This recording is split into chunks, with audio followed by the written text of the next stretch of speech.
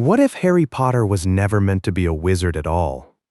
What if the lightning scar on his forehead was not a scar from Voldemort, but the mark of Poseidon himself? In this story, Harry cannot cast spells, cannot use a wand, and cannot fight like other wizards. But near water, he becomes something Hogwarts was never prepared for. A lost son of the sea, armed with Riptide, protected by ancient power, and hunted by a dark lord who has no idea what kind of enemy he has awakened. This full story is divided into 6 chapters, following Harry from Privet Drive to the Chamber of Secrets, the Triwizard Tournament, the Horcrux Hunt, and finally, the Battle of Hogwarts, where the tide itself rises against Voldemort.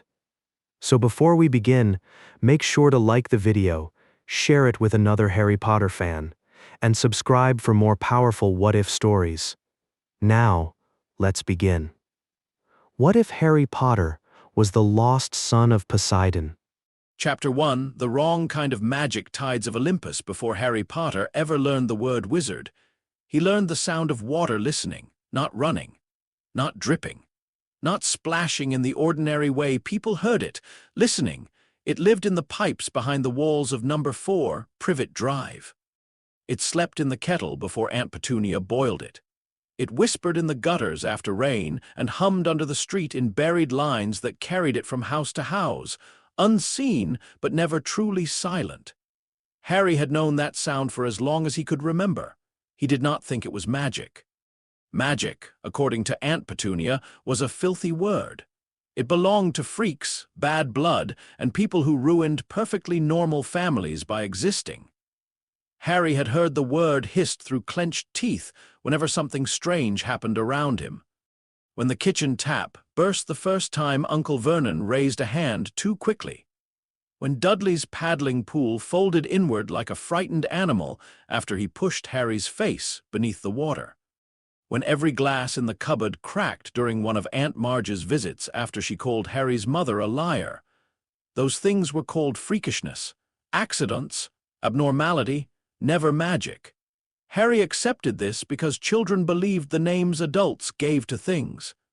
If Aunt Petunia said he was strange, then he was strange. If Uncle Vernon said he was a burden, then he was a burden. If Dudley said he belonged in the cupboard, then the cupboard was where he slept, but the water never agreed. In the dark beneath the stairs, when Harry curled up on his thin mattress with spiders moving in the corners, he could feel it. A faint pulse in the walls. A cool pressure at the edge of hearing. It was not a voice exactly, but it carried the shape of one. Here, that was what it felt like. Still here. Harry did not know what to do with that comfort, so he kept it quiet. Keeping quiet was the first skill he learned. The second was running. The third was knowing when something bad was about to happen before it happened. By the age of 10, Harry could tell when Uncle Vernon's anger had turned from loud to dangerous. He could see it in the way the big man's shoulders settled, in the way his fingers tightened around the newspaper, in the silence that came after shouting. He could also tell when Dudley was going to chase him. Dudley never looked directly at Harry before lunging.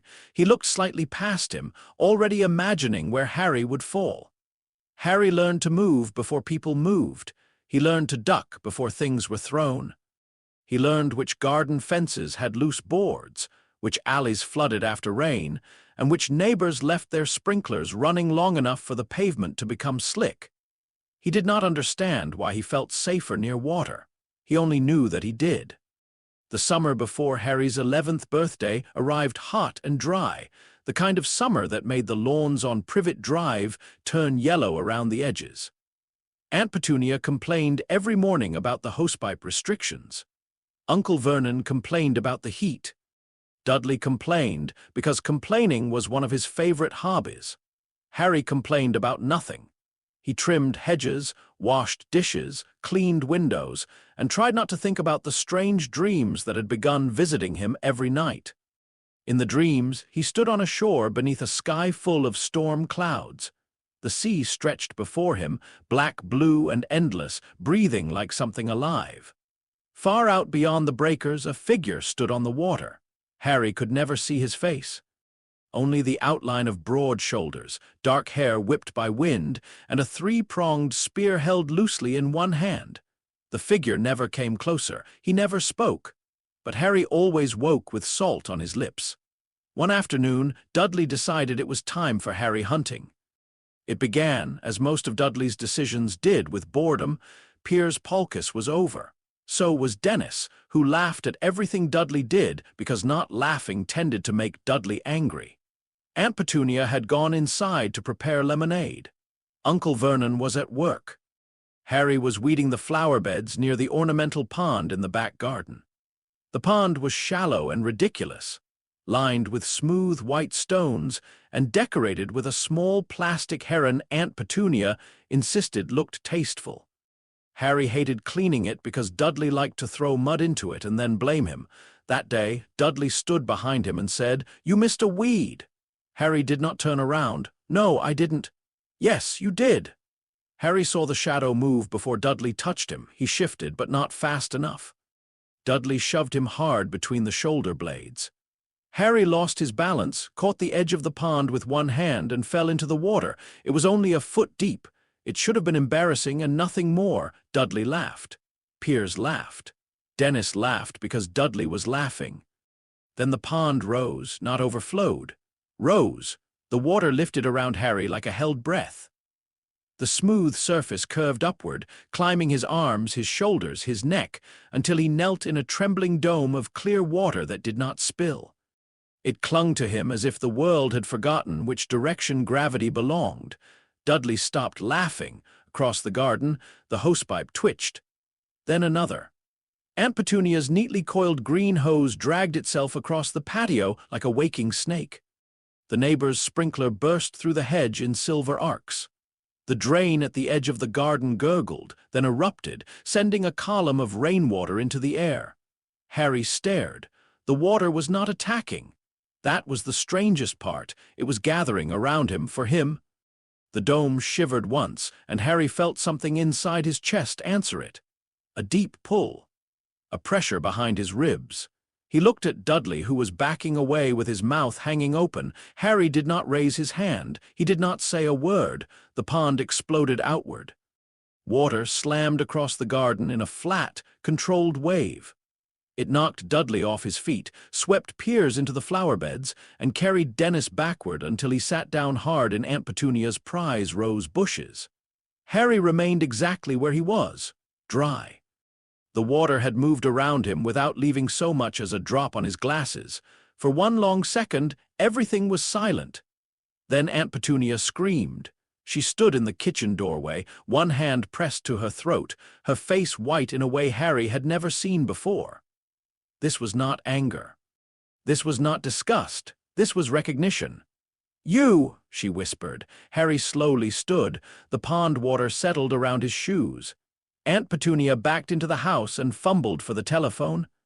By the time Uncle Vernon came home, the garden had been dried, the boys had been warned to say nothing, and Harry had been locked in his cupboard without dinner. But through the walls, every pipe in the house hummed, not loudly, not enough for anyone else to hear. Just enough for Harry to know it was there, still here. The zoo happened 2 weeks later. Harry was only allowed to go because Mrs. Figg had broken her leg, and Aunt Petunia refused to cancel Dudley's birthday outing. Uncle Vernon warned Harry before they left that any funny business would result in consequences so terrible Harry would wish he had never been born. Harry believed him, so he spent the day trying to be invisible. Dudley got ice cream.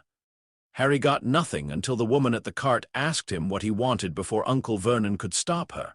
And even then, he was given the cheapest lemon ice lolly available. Dudley complained because Harry had received something. Aunt Petunia soothed him. Uncle Vernon glared. Harry kept walking. The reptile house was cool and dim, which already made it better than the rest of the zoo. The air smelled of damp stone, straw, and old glass.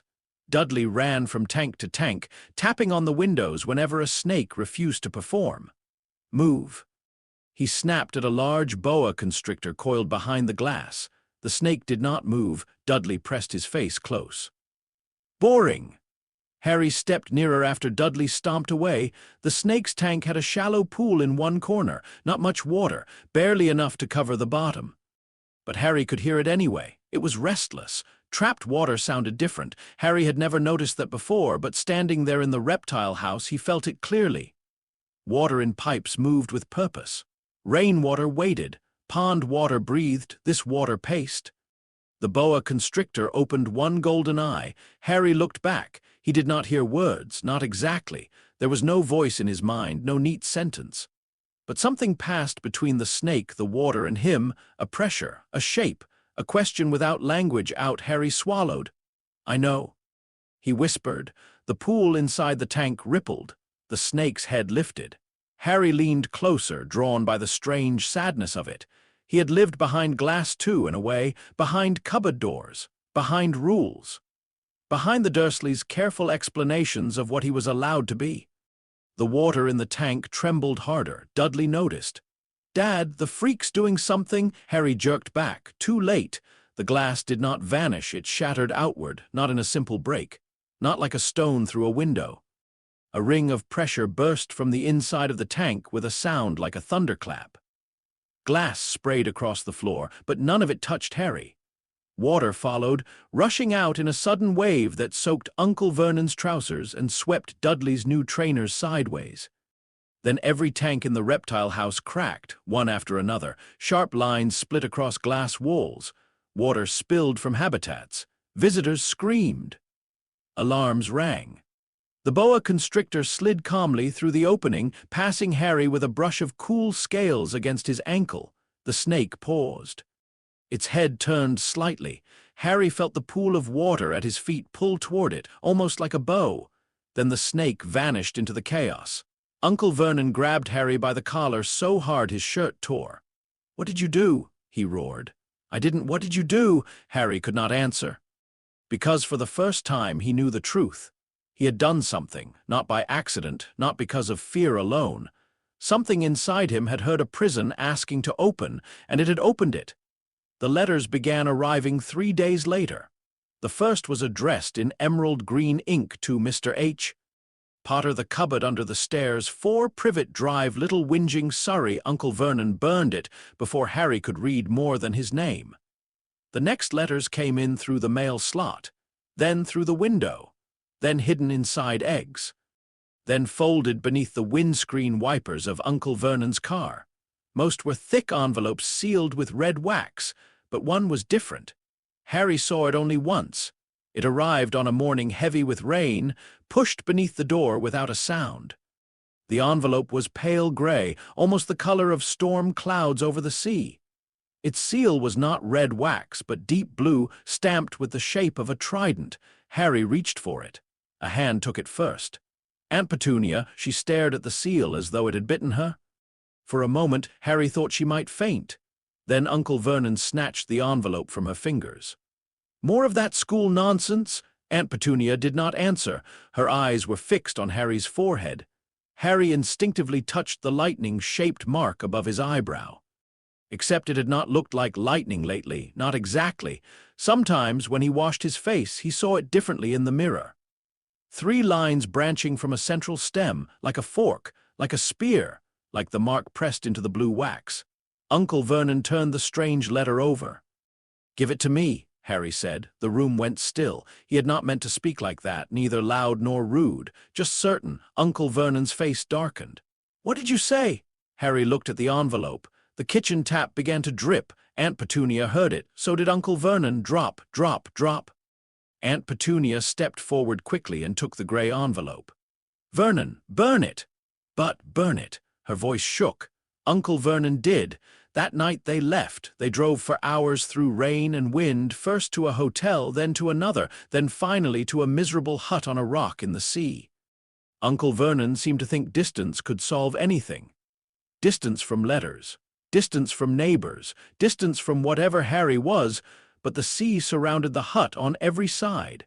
Harry felt it the moment they arrived. It was not like pipes or ponds or tanks. It was vast. A presence too large to understand. Every wave that struck the rock seemed to land inside his chest. The storm outside roared, but beneath it was something deeper, something older than anger. Harry lay on the floor beneath a thin blanket and did not sleep. At midnight, someone knocked. The door shook on its hinges. Uncle Vernon appeared with a rifle, which made him look less brave than he probably hoped. Another knock. The door flew inward. A giant stood in the doorway. He was nearly twice as tall as a normal man, with wild hair, a great beard and rainwater dripping from his coat. He ducked into the hut as though entering houses during storms was perfectly ordinary. "Sorry about that," he said, setting the door back in place. "Bit much, was it?" Dudley screamed. Aunt Petunia clutched him. Uncle Vernon raised the rifle. The giant bent the barrel upward without looking at it. "Dry up, Dursley, ye great prune." Harry sat up slowly. The giant's eyes found him, and his expression changed. He softened, but there was uncertainty there too. "Harry," he said. "Last time I saw you, you was only a baby." Harry stared. "Who are you?" "Rubeus Hagrid, keeper of keys and grounds at Hogwarts." "Hogwarts?" Hagrid opened his mouth, then closed it. For the first time since entering, he seemed unsure. "Dumbledore wants Percy, he said finally. "That's what I'm here for." Uncle Vernon turned purple. "He is not going anywhere with you people." Hagrid's brows lowered. "You people, freaks, all of you." The storm outside slammed against the hut so hard the lantern swung. Harry stood. He was not sure why. Something about the sea behind Hagrid, the rain on the floor, the sound of Uncle Vernon saying freaks one time too many. Hagrid looked at him carefully, not frightened, but measuring, like a man who had been told to collect a child and had found something else waiting. "You're to come with me," Hagrid said, quieter now. "Let her explain some of it." He reached into his coat and produced a familiar thick envelope. Red wax. Green ink. Harry took it. His fingers did not tremble. He opened the letter and read the words that changed the shape of his life. Hogwarts School of Witchcraft and Wizardry. He read it twice, then looked up. "I'm a wizard." Hagrid's face did something complicated. "Ah," he said. Aunt Petunia made a sharp noise. Uncle Vernon looked suddenly hopeful, as if this explanation was better than whatever he had feared. Hagrid scratched the back of his neck. "Well, that's what I was told to say mostly. Usually it's simple. Muggle-borns, half-bloods, old families, but with you, with me?" Harry asked. Hagrid glanced toward the sea-facing wall. Rainwater slipped beneath the door and pooled around Harry's bare feet. The puddle moved toward him against the slope of the floor. Hagrid saw it. His face went pale beneath his beard. "I reckon," he said slowly, "Professor Dumbledore had better explain the rest." Diagon Alley should have felt like wonder. In some ways it did. Harry saw shops that bent common sense into impossible shapes. Books that snapped at fingers. Owls blinking from shadowed cages. Robes that fitted themselves. People in pointed hats moving through the street as though brick walls opening into secret marketplaces was nothing unusual. But under the wonder was a problem. Everything in Diagon Alley expected Harry to be something he was not. At Madame Malkin's, the measuring tape wrapped around him, paused at his forehead, and recoiled. At Flourish and Blot's, a book titled Beginner's Guide to Practical Charms fell from the shelf and landed open at a blank page. At Ollivander's, the problem became impossible to ignore. The wandmaker was an old man with pale eyes and long fingers. He looked at Harry with great interest, then great confusion, then something close to alarm. "Curious," Mr. Ollivander whispered. "Very curious." He gave Harry a wand. Harry held it. Nothing happened. Ollivander gave him another. Nothing. A third. Nothing. By the 7th wand, Hagrid was shifting uneasily. By the 20th, Ollivander had stopped smiling. "Try this," he murmured. Harry took the wand. For one heartbeat, the room went cold, not magical cold. Ocean cold. The bowls of water used for polishing wand handles rippled on a shelf behind the counter. Rain tapped the window, though the sky outside had been clear moments before. Ollivander snatched the wand back. "No," he said. Hagrid frowned. "No!" "No." Ollivander stared at Harry's scar. Harry touched it. The old wandmaker's voice dropped. "You are not unmagical," Harry swallowed. "Then what am I?" Ollivander did not answer. In the end, Harry left with a wand anyway, bought because the Hogwarts supply list required it. Holly and Phoenix feather. 11 inches. Supposedly a brother to the wand that had given him his scar. It felt dead in his hand, not unpleasant, just useless, like being handed a violin and told to fly with it. Hagrid noticed. "Some students take time," he said. Harry slipped the wand into his pocket. Right, but he knew. He had known from the moment his fingers closed around it. Whatever lived in wands did not live in him. The train to Hogwarts was the first place Harry met people who expected nothing from him except friendship. Ron Weasley shared sandwiches, stories, and nervous excitement. He came from a large family and knew the wizarding world the way Harry knew cupboards and locked doors. He explained Quidditch, houses, ghosts, and chocolate frog cards while Harry listened with the stunned hunger of someone discovering that life could be bigger than survival. Hermione Granger appeared later, all sharp eyes and sharper questions. "You've got dirt on your nose," she told Ron. Then she turned to Harry. "You're Harry Potter." Harry had begun to hate the way people said that, like the name meant something before he did. "I suppose," he said. Hermione frowned at his tone, then noticed the wand in his lap. "Have you tried any spells yet?" Harry looked down at the Harley wand. "No. I've tried a few simple ones. They all worked for me. Nobody in my family's magic at all, so it was a surprise, but I've learned all our course books by heart, of course." Ron made a strangled sound. Hermione ignored him. "Go on, then. Try one." Harry hesitated. He could feel water in the train's pipes. Small amounts, moving in careful lines. The rain outside was light, misting the windows as the countryside darkened. The wand felt wrong. Still, he lifted it. Hermione watched closely. Harry tried to remember something from the books. "Lumos." "Nothing, not a spark, not a flicker." Ron shrugged. "Maybe you said it wrong." Hermione's expression softened, which was somehow worse. "It's all right," she said. "It takes practice." Harry put the wand away. Outside, rain streaked the glass. The drops bent toward him as they slid down the window. Hermione saw it. Her mouth opened slightly. Harry turned his head away. The sorting happened beneath a ceiling full of stars. Harry stood with the first years near the front of the Great Hall and tried not to look at everyone looking at him. The room was enormous. 4 long tables, floating candles, students whispering, teachers watching from the high table. At the center of it all sat an old hat on a stool. Harry had expected a test. Instead, the hat sang. Ron looked terrified. Hermione looked ready to take notes. Harry felt something else entirely. Beyond the stone walls, beyond the windows, down the slope of the grounds, there was a lake, a huge one. Black and deep. He felt it before he saw it. The water there was not like the sea, but it was old in its own right. Cold, patient, full of movement. Fish, weeds, currents, creatures sliding through darkness beneath the surface. It knew the castle. It knew the stones. When Harry's name was called, the whispers rose like insects. "Potter, Harry." He walked forward. Professor McGonagall placed the hat on his head. The world went silent, not quiet, silent. The hat did not speak in his mind. Harry waited. The hall waited. Somewhere far below the school, water shifted. The hat trembled. 45 seconds passed. Then the sorting hat spoke aloud. Its voice was flat, not theatrical, not playful, not ancient in the way a school tradition was ancient, frightened. "I cannot sort what the founders did not account for." Every candle flame in the great hall leaned sideways. Nobody moved. Professor McGonagall went very still. At the staff table, Albus Dumbledore folded his hands. The silence stretched until it became painful. Then McGonagall removed the hat from Harry's head. Her face was pale, but her voice held. "Gryffindor." A few students clapped uncertainly. Ron clapped harder. The twins whistled. Hermione stared like she had just discovered a question no book had answered. Harry walked to the Gryffindor table and sat down.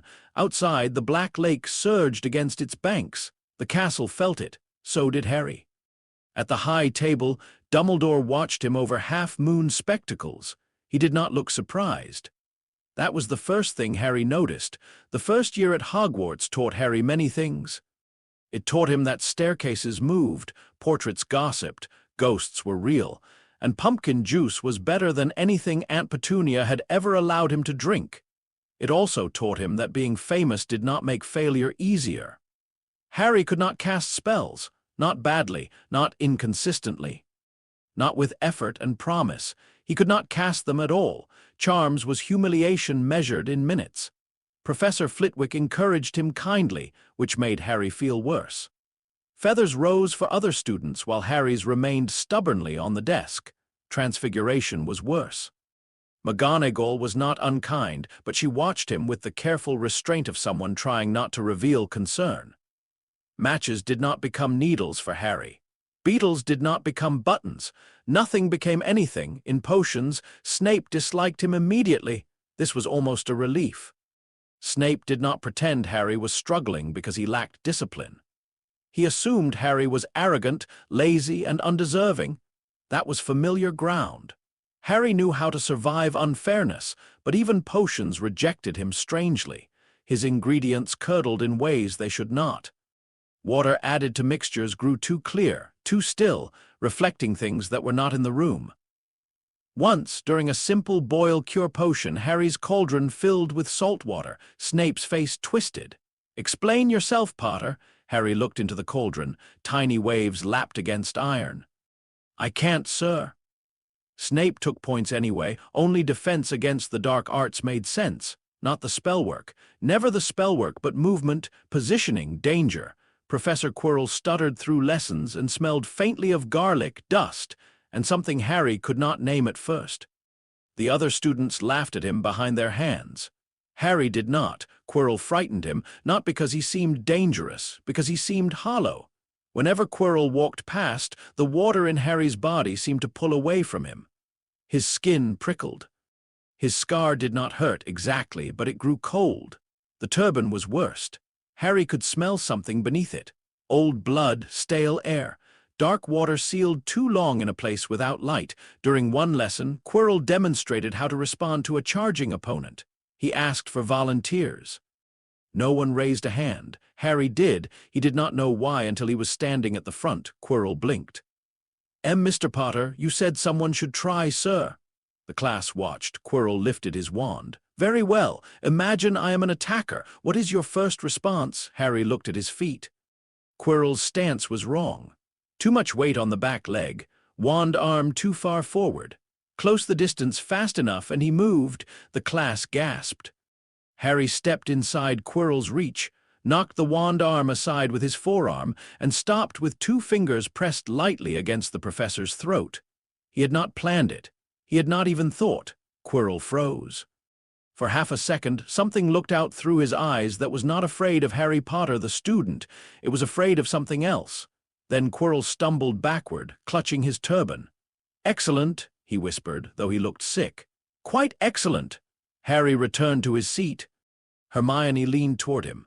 "How did you know to do that?" Harry looked at the rain tapping against the classroom window. "I don't know." That answer became the shape of his year. How did he know which corridor would flood before it happened? He did not know. How did he know something large lived in the Black Lake before any older student told him? He did not know. How did he know, during flying lessons, that he would be better at leaning into motion than controlling it? He did not know. The broom obeyed him, but not like a wand. It was a physical thing. Wood, speed, balance. Harry understood that. He became Seeker almost by accident because his body knew how to read movement faster than his mind could explain it. For a while, that was enough. He had Ron. He had Hermione after the troll incident, when Harry and Ron ran toward danger because Hermione was alone and crying in the bathroom. The troll should have killed them. Instead, Harry slipped on water from a shattered sink, slid under the troll's swinging club, and shouted for Ron at exactly the right moment. Ron's levitation charm dropped the club. Hermione stared at Harry afterward with wet eyes and a new kind of understanding. "You really can't cast spells." She whispered later. Harry waited for pity. Instead, she said, "Then we'll work around it." That was when Hermione became his friend, not because she believed he would catch up, because she understood that he might never need to in the same way. By Christmas, Harry had learned 2 important things. First, Hogwarts was the first home he had ever wanted to keep. Second, something inside it was trying to steal a stone. The mystery led them through a trapdoor, past a 3-headed dog. through Devil's Snare, flying keys, chess potions, and finally to a chamber where Harry found Quirrell standing before the Mirror of Erised. By then, he was alone. Ron was injured behind him. Hermione had turned back to help. Harry had gone forward because something cold in his chest told him there was no more time. Quirrell was waiting. No stutter now, no trembling, only pale hunger and that terrible smell of sealed darkness. "You," Harry said. Quirrell smiled. "Me!" The mirror stood behind him, tall and golden. Harry saw his reflection in it and forgot, for a moment, to be afraid. He did not see his parents. He had expected to. He saw the sea, endless open water beneath a storm-bright sky. He stood in the middle of it, not drowning, not struggling, not alone in the way Privet Drive had made him alone. The water held him upright. Far away, the same shadowed figure from his dreams stood watching with the trident in his hand. Harry's reflection looked peaceful. Something dropped into his pocket, small, heavy, the stone. Quirrell's eyes sharpened. "What do you see?" Harry stepped back. "Nothing." "Liar." Quirrell raised his wand. Harry had no spell to answer with, no shield, no clever counter-curse. There was no lake here, no rain, no pipe close enough to matter, only the sweat on his skin, the damp stone beneath his shoes, and the deep memory of water far beyond the walls. He ran. Quirrell shouted. A spell cracked past Harry's shoulder and struck the mirror. Harry ducked behind a pillar, breathing hard. He was not invincible. He knew that suddenly, clearly. Whatever he was, a curse could still hit him. A wand could still kill him. The strange power inside him did not make him safe. It only made him different. "Come here, boy," Quirrell said. Then another voice spoke, high, cold, cruel beyond anything Harry had ever heard. "Use the boy." Harry's blood chilled. Quirrell removed his turban. On the back of his head, where no face should have been, something stared at Harry with red eyes and slit nostrils. Harry had never seen Lord Voldemort, but his body knew an enemy. The chamber seemed to tilt. The face smiled. Harry Potter. Harry's scar burned cold, not pain, recognition. But not the kind Voldemort expected. The mark on Harry's forehead pulsed once, and for a heartbeat the air smelled of storm waves smashing against cliffs. Voldemort's smile faltered. "What are you?" Quirrell lunged. Harry did not think. He stepped wrong on purpose, letting Quirrell grab him. The professor's hands closed around Harry's arms.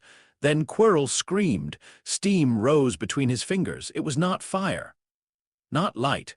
Not Lily Potter's old protection blooming through blood. It was salt.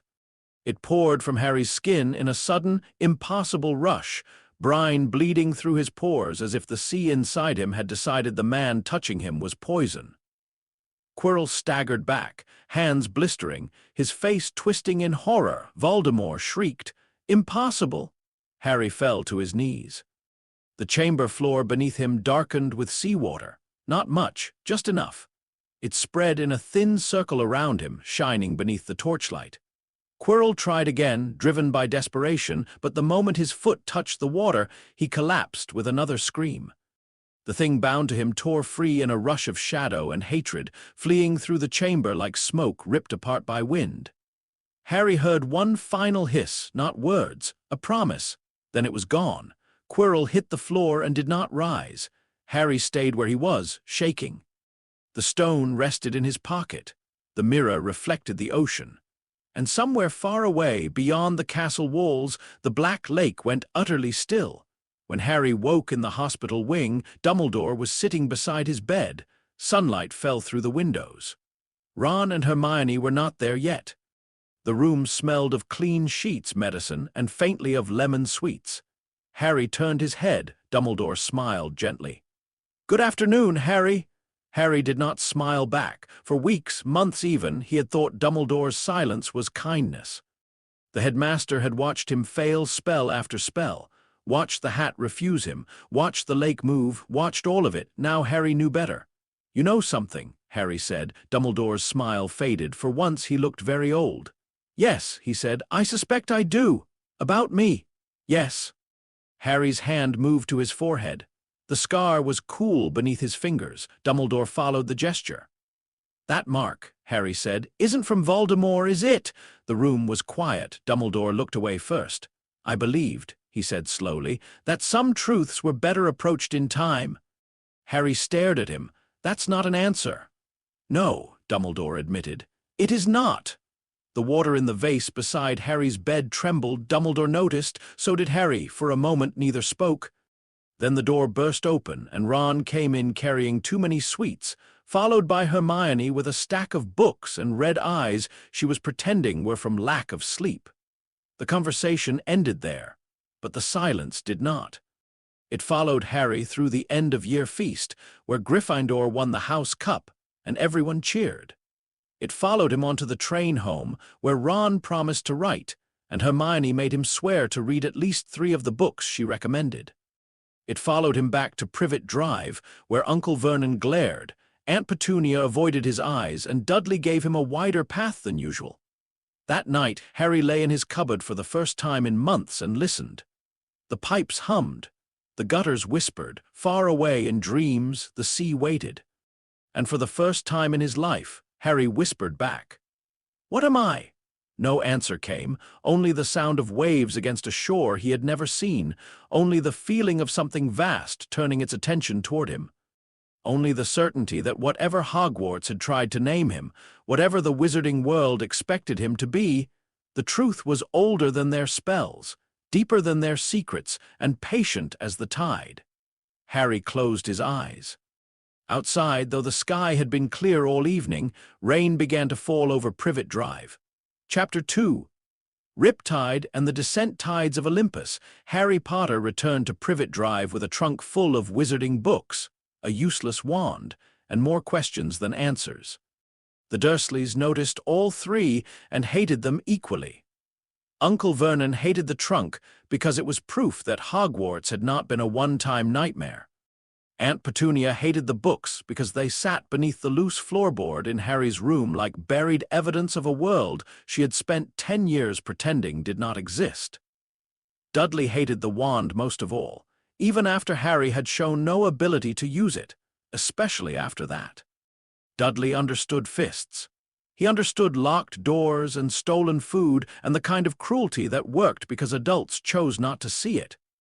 But he did not understand Harry standing in the hallway with a thin wooden stick in his hand, saying a word and nothing happening. That should have made Dudley brave. Instead, it made him nervous, because Dudley had seen the pond rise. He had seen the reptile house explode outward.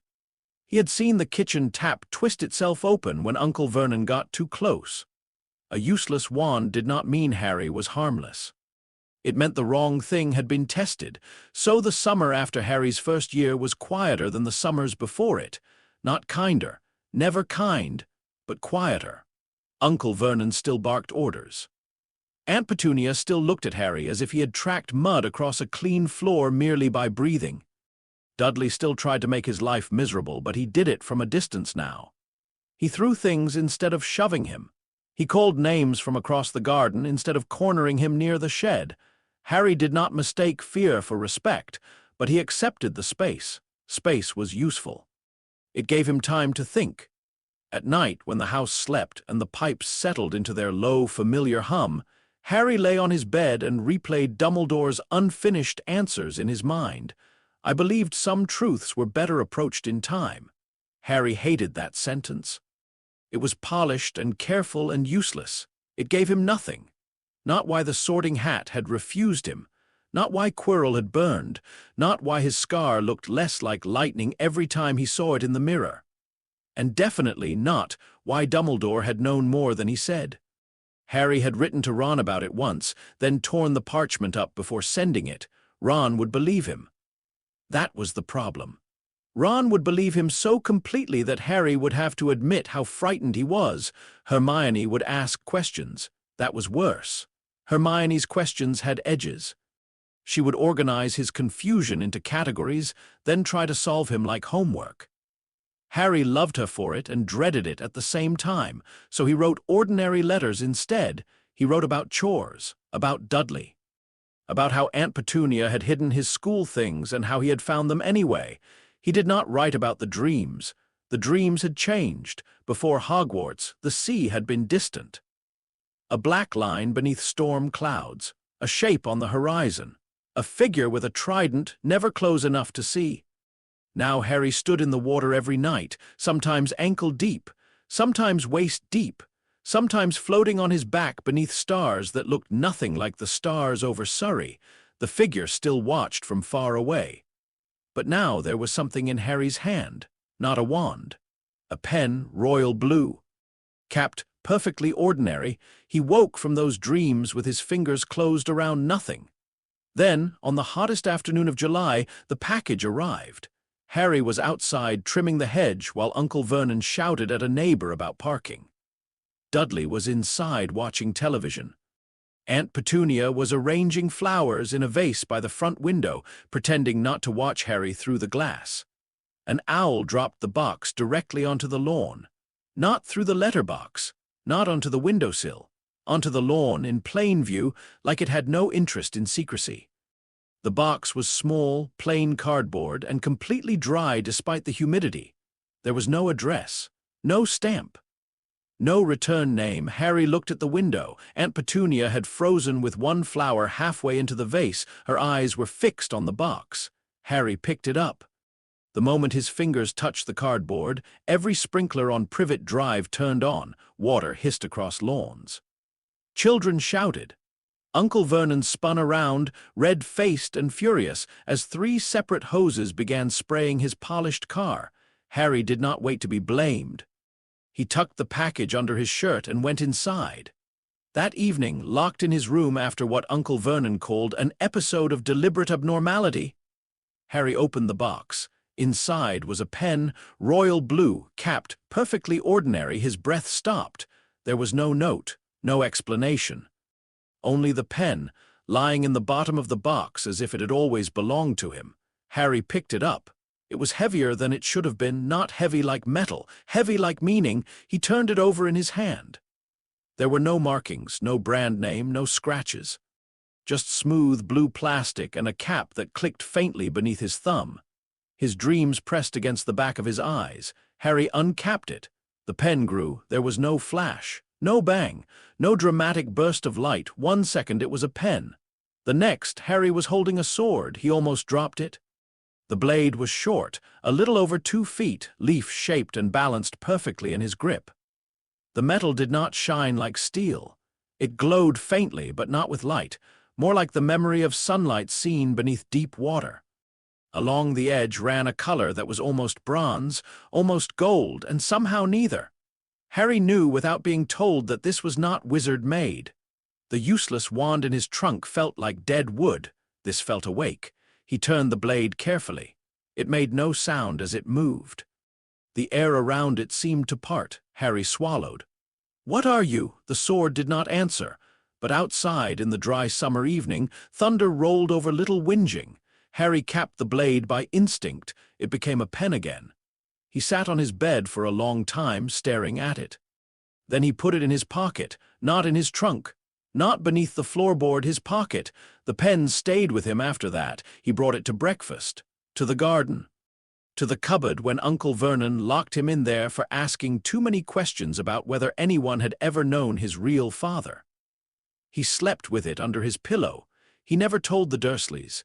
He never told Ron or Hermione either, not at first. Partly because he did not know how to explain it. Partly because something deep in him insisted that the sword had not been sent to be discussed. It had been sent because he would need it. The warning came sooner than he expected. It began with a house elf in his bedroom. Dobby appeared one evening with enormous green eyes, trembling hands, and warnings that came out tangled with self-punishment. Harry had seen many strange things by then, but nothing quite like Dobby, who spoke as if terror and loyalty had been knotted together inside him until they became the same thing. "Harry Potter must not go back to Hogwarts," Dobby whispered. "Terrible things are waiting there." Harry sat very still. "What kind of terrible things?" Dobby shook his head so hard his ears flapped.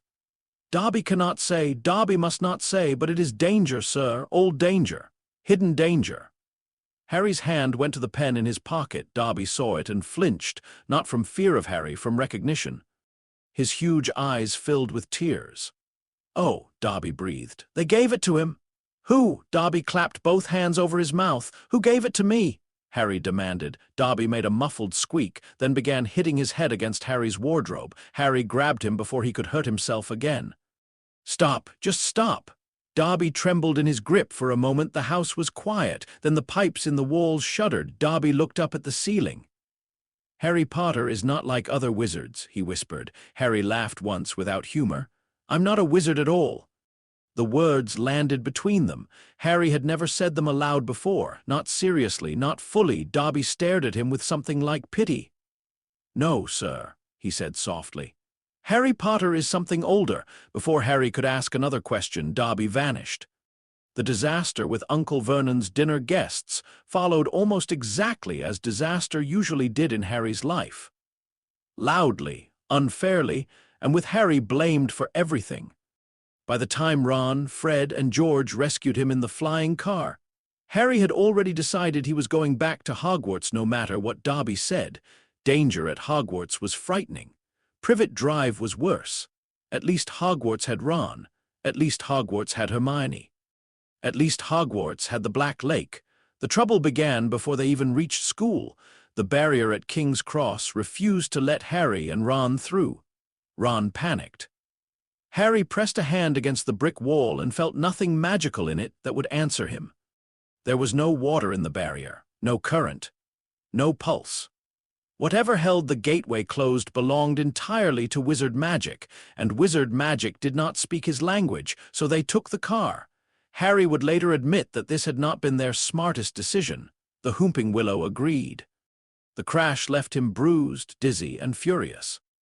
The tree attacked like a living storm, branches hammering against metal, glass cracking, Ron shouting, Hedwig shrieking in her cage. Harry reached for water instinctively. There was none. No rain, no pond, no pipe, only dry ground and angry wood. The pen was in his pocket. His fingers closed around it. For one wild second, he imagined uncapping it and cutting his way free. Then another branch smashed into the windshield, and the car solved the problem by throwing them and their luggage out before racing away into the darkness. Harry landed hard on the grass.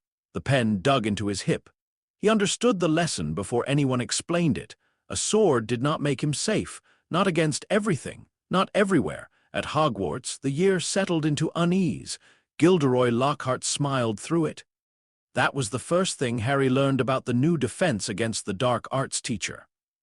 Lockhart smiled at danger before he understood it, during it while making it worse, and afterward while claiming it had always been under control. Harry disliked him immediately. Not in the sharp, defensive way he disliked Snape. Lockhart was different. Snape was cruel but solid. Harry could read him.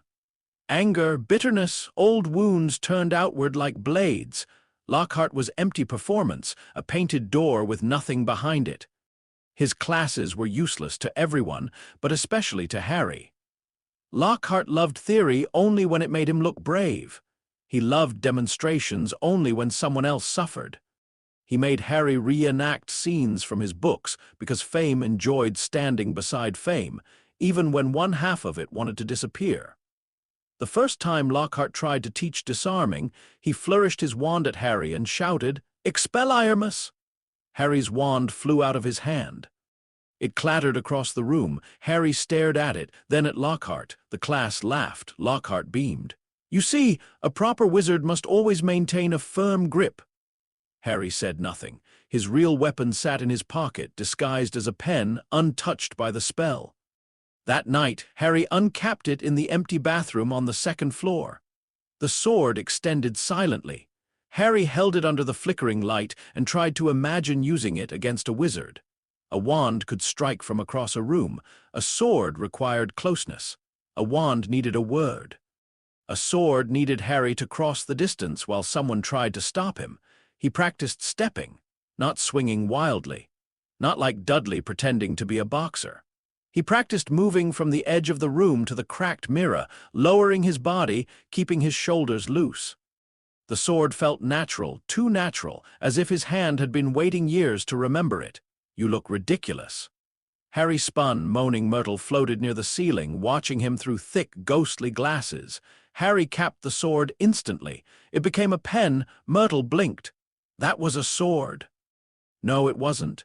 Yes, it was. Harry put the pen in his pocket. Please don't tell anyone. Myrtle drifted lower, suddenly interested. Why is it dangerous? Harry thought of the blade cutting the air without sound. Yes, Myrtle smiled dreamily. Good. The attacks began soon after, Mrs. Norris was found hanging stiff and frozen from a torch bracket. Water pooled beneath her and words painted on the wall. The Chamber of Secrets has been opened. Enemies of the air, beware. The whole corridor smelled wrong. That was what Harry noticed first, not the paint, not the crowd, the water. There was water everywhere at Hogwarts, in pipes, sinks, drains, old stone channels beneath the floors. Usually it moved with the ordinary rhythm of a castle alive with students. That night, beneath the corridor, it recoiled, as if something had passed through it that water remembered and hated.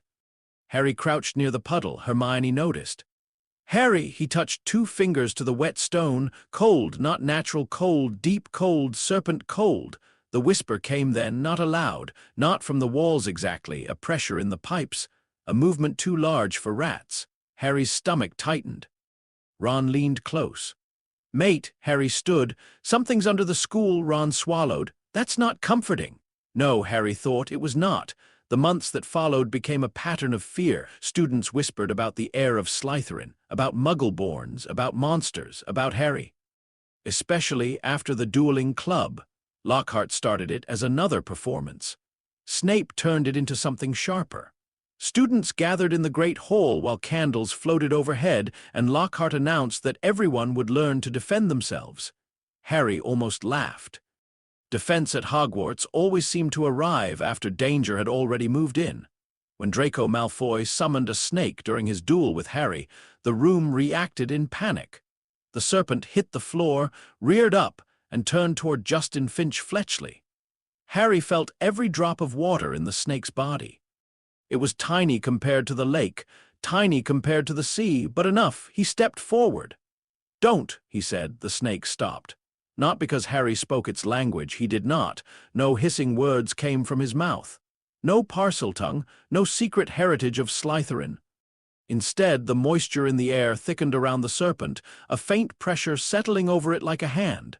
The snake lowered its head. The room went silent. Then everyone began shouting at once. He spoke to it. Parseltongue, Slytherin's heir. Harry looked at Hermione. I didn't. She had gone pale, but her eyes were focused, thinking. I know, she said. Ron, loyal even when frightened, stepped between Harry and the stairs. Back off! He didn't do anything! But the damage was done. Fear loved simple explanations. Harry Potter had survived Voldemort. Harry Potter could not cast spells. Harry Potter made water move. Harry Potter stopped a snake. Therefore, Harry Potter was dangerous. The next attack proved that danger did not care what anyone believed. Justin and nearly headless Nick were found petrified. The whispers became accusations. Harry retreated toward the only places that still felt honest, the lake, the bathrooms, the quiet corridors where pipes hummed behind stone. He began listening more deliberately. At first, it was exhausting. Water carried too much. Every footstep near a puddle, every sink turned on. Every fish in the lake. Every student washing ink off their hands. Harry learned to narrow it, to ignore small ripples, to follow pressure, to recognize displacement. Something large moved beneath Hogwarts, not constantly, not freely. It slept, then woke, then slid through channels no student could fit through. It passed near bathrooms, old drains, and places where Salazar Slytherin's architecture had been hidden beneath later stone. Harry tried to tell Dumbledore, but Dumbledore was gone before he could. Removed by the governors after another attack. Hagrid was taken to Azkaban. The castle felt emptier without them, not safer. Emptier. Hermione was petrified next. That changed everything. Harry found her in the hospital wing, stiff and silent, one hand clenched around a torn page from a library book. Ron stood beside him, face white. Harry did not cry. That frightened him later. In the moment, something inside him went still. Not numb, still. Like the surface of deep water before a storm breaks. Ron unfolded the page with shaking fingers. Basilisk, he read. Harry looked toward the floor. Beneath them, far below, something moved. A 40-foot serpent in the dark. The wrongness had a name. The next clue came from Myrtle. Harry and Ron found her in the second-floor bathroom, sulking in a toilet and complaining about being ignored during a school crisis. Harry asked her how she died. Myrtle, delighted by the attention, told them about yellow eyes near the sink. Harry turned to the taps. One sink had never worked. He had noticed it before without knowing why. Now he touched the metal, dry, too dry. That was the clue in Hogwarts. Even unused plumbing held memory. Damp, condensation, old pressure. This sink had none. It was not broken. It was sealed. Ron stared at the tiny snake carved into the tap. "Harry, you can't open that." "No." Harry took the pen from his pocket. Ron's eyes widened. "Is that the sword?" Harry uncapped it. Riptide unfolded into bronze. Myrtle shrieked with delight. Harry pressed the blade against the sink. For the first time he felt resistance. Not from metal, from magic. The enchantment beneath the porcelain was ancient and coiled, keyed to a language Harry did not possess. Parseltongue would open it cleanly. Harry could not speak it, but celestial bronze did not ask permission from wizard magic. Harry drove the point into the carved snake. The sink cracked. Not shattered, cracked like ice beneath pressure. The bathroom floor groaned. The circle of sinks began to turn, grinding open to reveal a pipe descending into darkness. Ron leaned over it. A wet, rotten smell breathed upward. "Brilliant," Ron said weakly. "Absolutely brilliant." Harry listened. Far below, water moved, not much, but enough to show him the path. "We have to go," Harry said. Ron nodded, though his face had gone gray. "Right, Ginny's down there." They found Lockhart trying to flee. That part almost made Harry laugh, except Ginny was dying somewhere beneath the school and Hermione was lying petrified upstairs. Lockhart had packed his bags and was halfway out of his office when they caught him. Ron shouted. Harry stood quietly with Riptide hidden as a pen in his pocket. Lockhart tried charm first, then excuses, then his wand. "I'm afraid," he said, smile trembling, "your memories of this evening will have to be adjusted." Harry knew he could not stop a spell from across the room, but Ron moved first.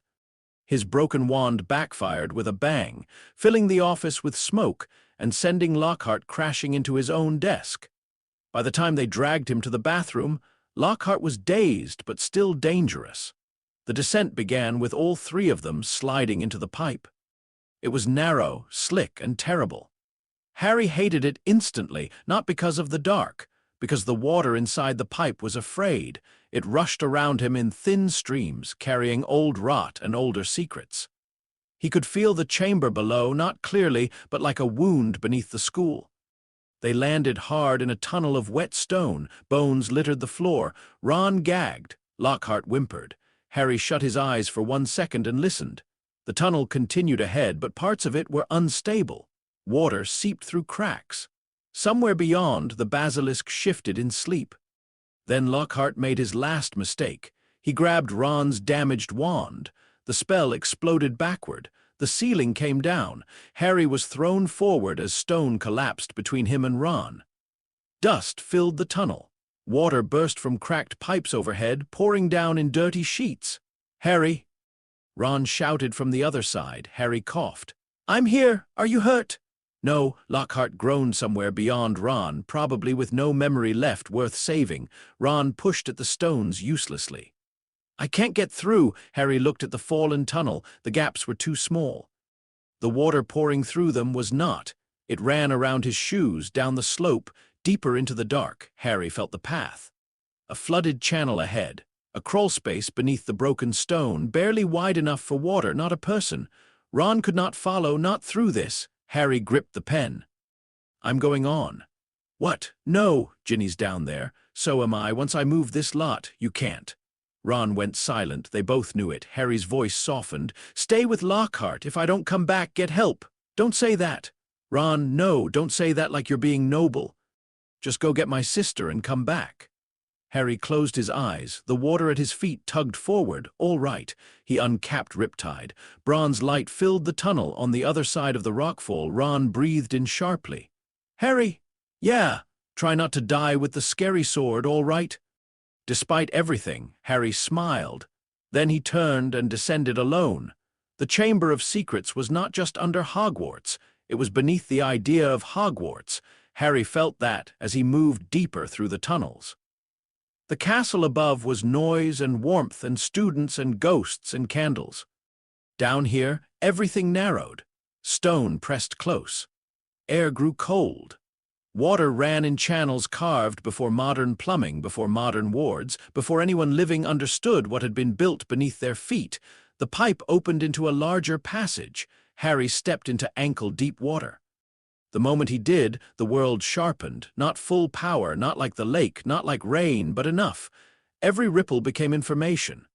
Every drop striking stone became a point on an invisible map. The tunnel stretched ahead, turning left, then sloping down. Something huge had dragged itself through here many times. Harry kept his eyes half closed. The basilisk's gaze could kill, so he would not use sight unless he had to. Pressure would be his sight, water would be his map. He moved forward. The final door was carved with serpents. Harry did not try to open it properly. Riptide cut through the seam. The enchantment resisted, then split. The doors groaned open. The chamber beyond was vast. Pillars rose like stone trees, each carved with snakes that vanished into darkness overhead. A long pool of black water ran down the center of the floor, fed by channels from the lake above and pipes older than any bathroom in the school. At the far end stood a statue of a severe, ancient face. At its feet lay Ginny Weasley, small, still, too pale. Harry ran to her. The water around his ankles moved with him. "Ginny!" She did not answer. Her breathing was shallow. Beside her, on the wet stone, lay a black diary. A boy stood near it. He looked 16, handsome in a sharp-edged way, with dark hair and eyes that studied Harry as if he were a puzzle placed before him for entertainment. "Harry Potter," the boy said. Harry raised Riptide. The boy's smile flickered. "That is not a wand." "No, how interesting." Harry glanced at Ginny. "What did you do to her?" "What she allowed me to do." The boy walked slowly around the diary, careful not to step into the water. "People are wonderfully easy to open when they are lonely." Harry's grip tightened. The water darkened around his feet. "You're Tom Riddle?" The smile returned. "I was, I am, I will be." "No," Harry said. "You're a memory hiding in a book." For the first time, Riddle's expression sharpened with irritation. "You know very little." "I know enough." "Do you?" Riddle's gaze moved to Harry's scar. "I know you are not what I expected." Harry said nothing. Riddle tilted his head. "When I first heard of you, I believed you were protected by some crude sacrificial charm. Touching you burned my servant. Curious but understandable. Love magic can be powerful if primitive." His eyes dropped to the water. "But this is not love magic." The chamber went quiet. Harry heard the basilisk before he saw it. A shift behind the statue, a body larger than a tree trunk sliding against stone. Riddle smiled again. "Let us see what you are when something older than Hogwarts looks back." The mouth of the statue opened. Harry closed his eyes. Darkness became water. The basilisk hit the pool with a sound like a falling wall. Every instinct in Harry screamed to look, to measure, to see the monster coming. He did not. He felt it. 40 feet of muscle and scale displaced water in waves that struck his ankles, knees, chest, mind. The serpent lunged. Harry moved sideways. Fangs snapped shut where he had been stone-cracked. Riddle laughed. Harry backed into the shallow pool, drawing the basilisk with him. That was the first choice, not to attack, to choose the ground. The water here was only 20 centimeters deep in places, deeper near the center. Not enough to drown the basilisk. Not enough to command like the lake, but enough to read it. Enough to pull. The basilisk struck again. Harry dropped flat, water closing over his shoulder, and Riptide flashed upward.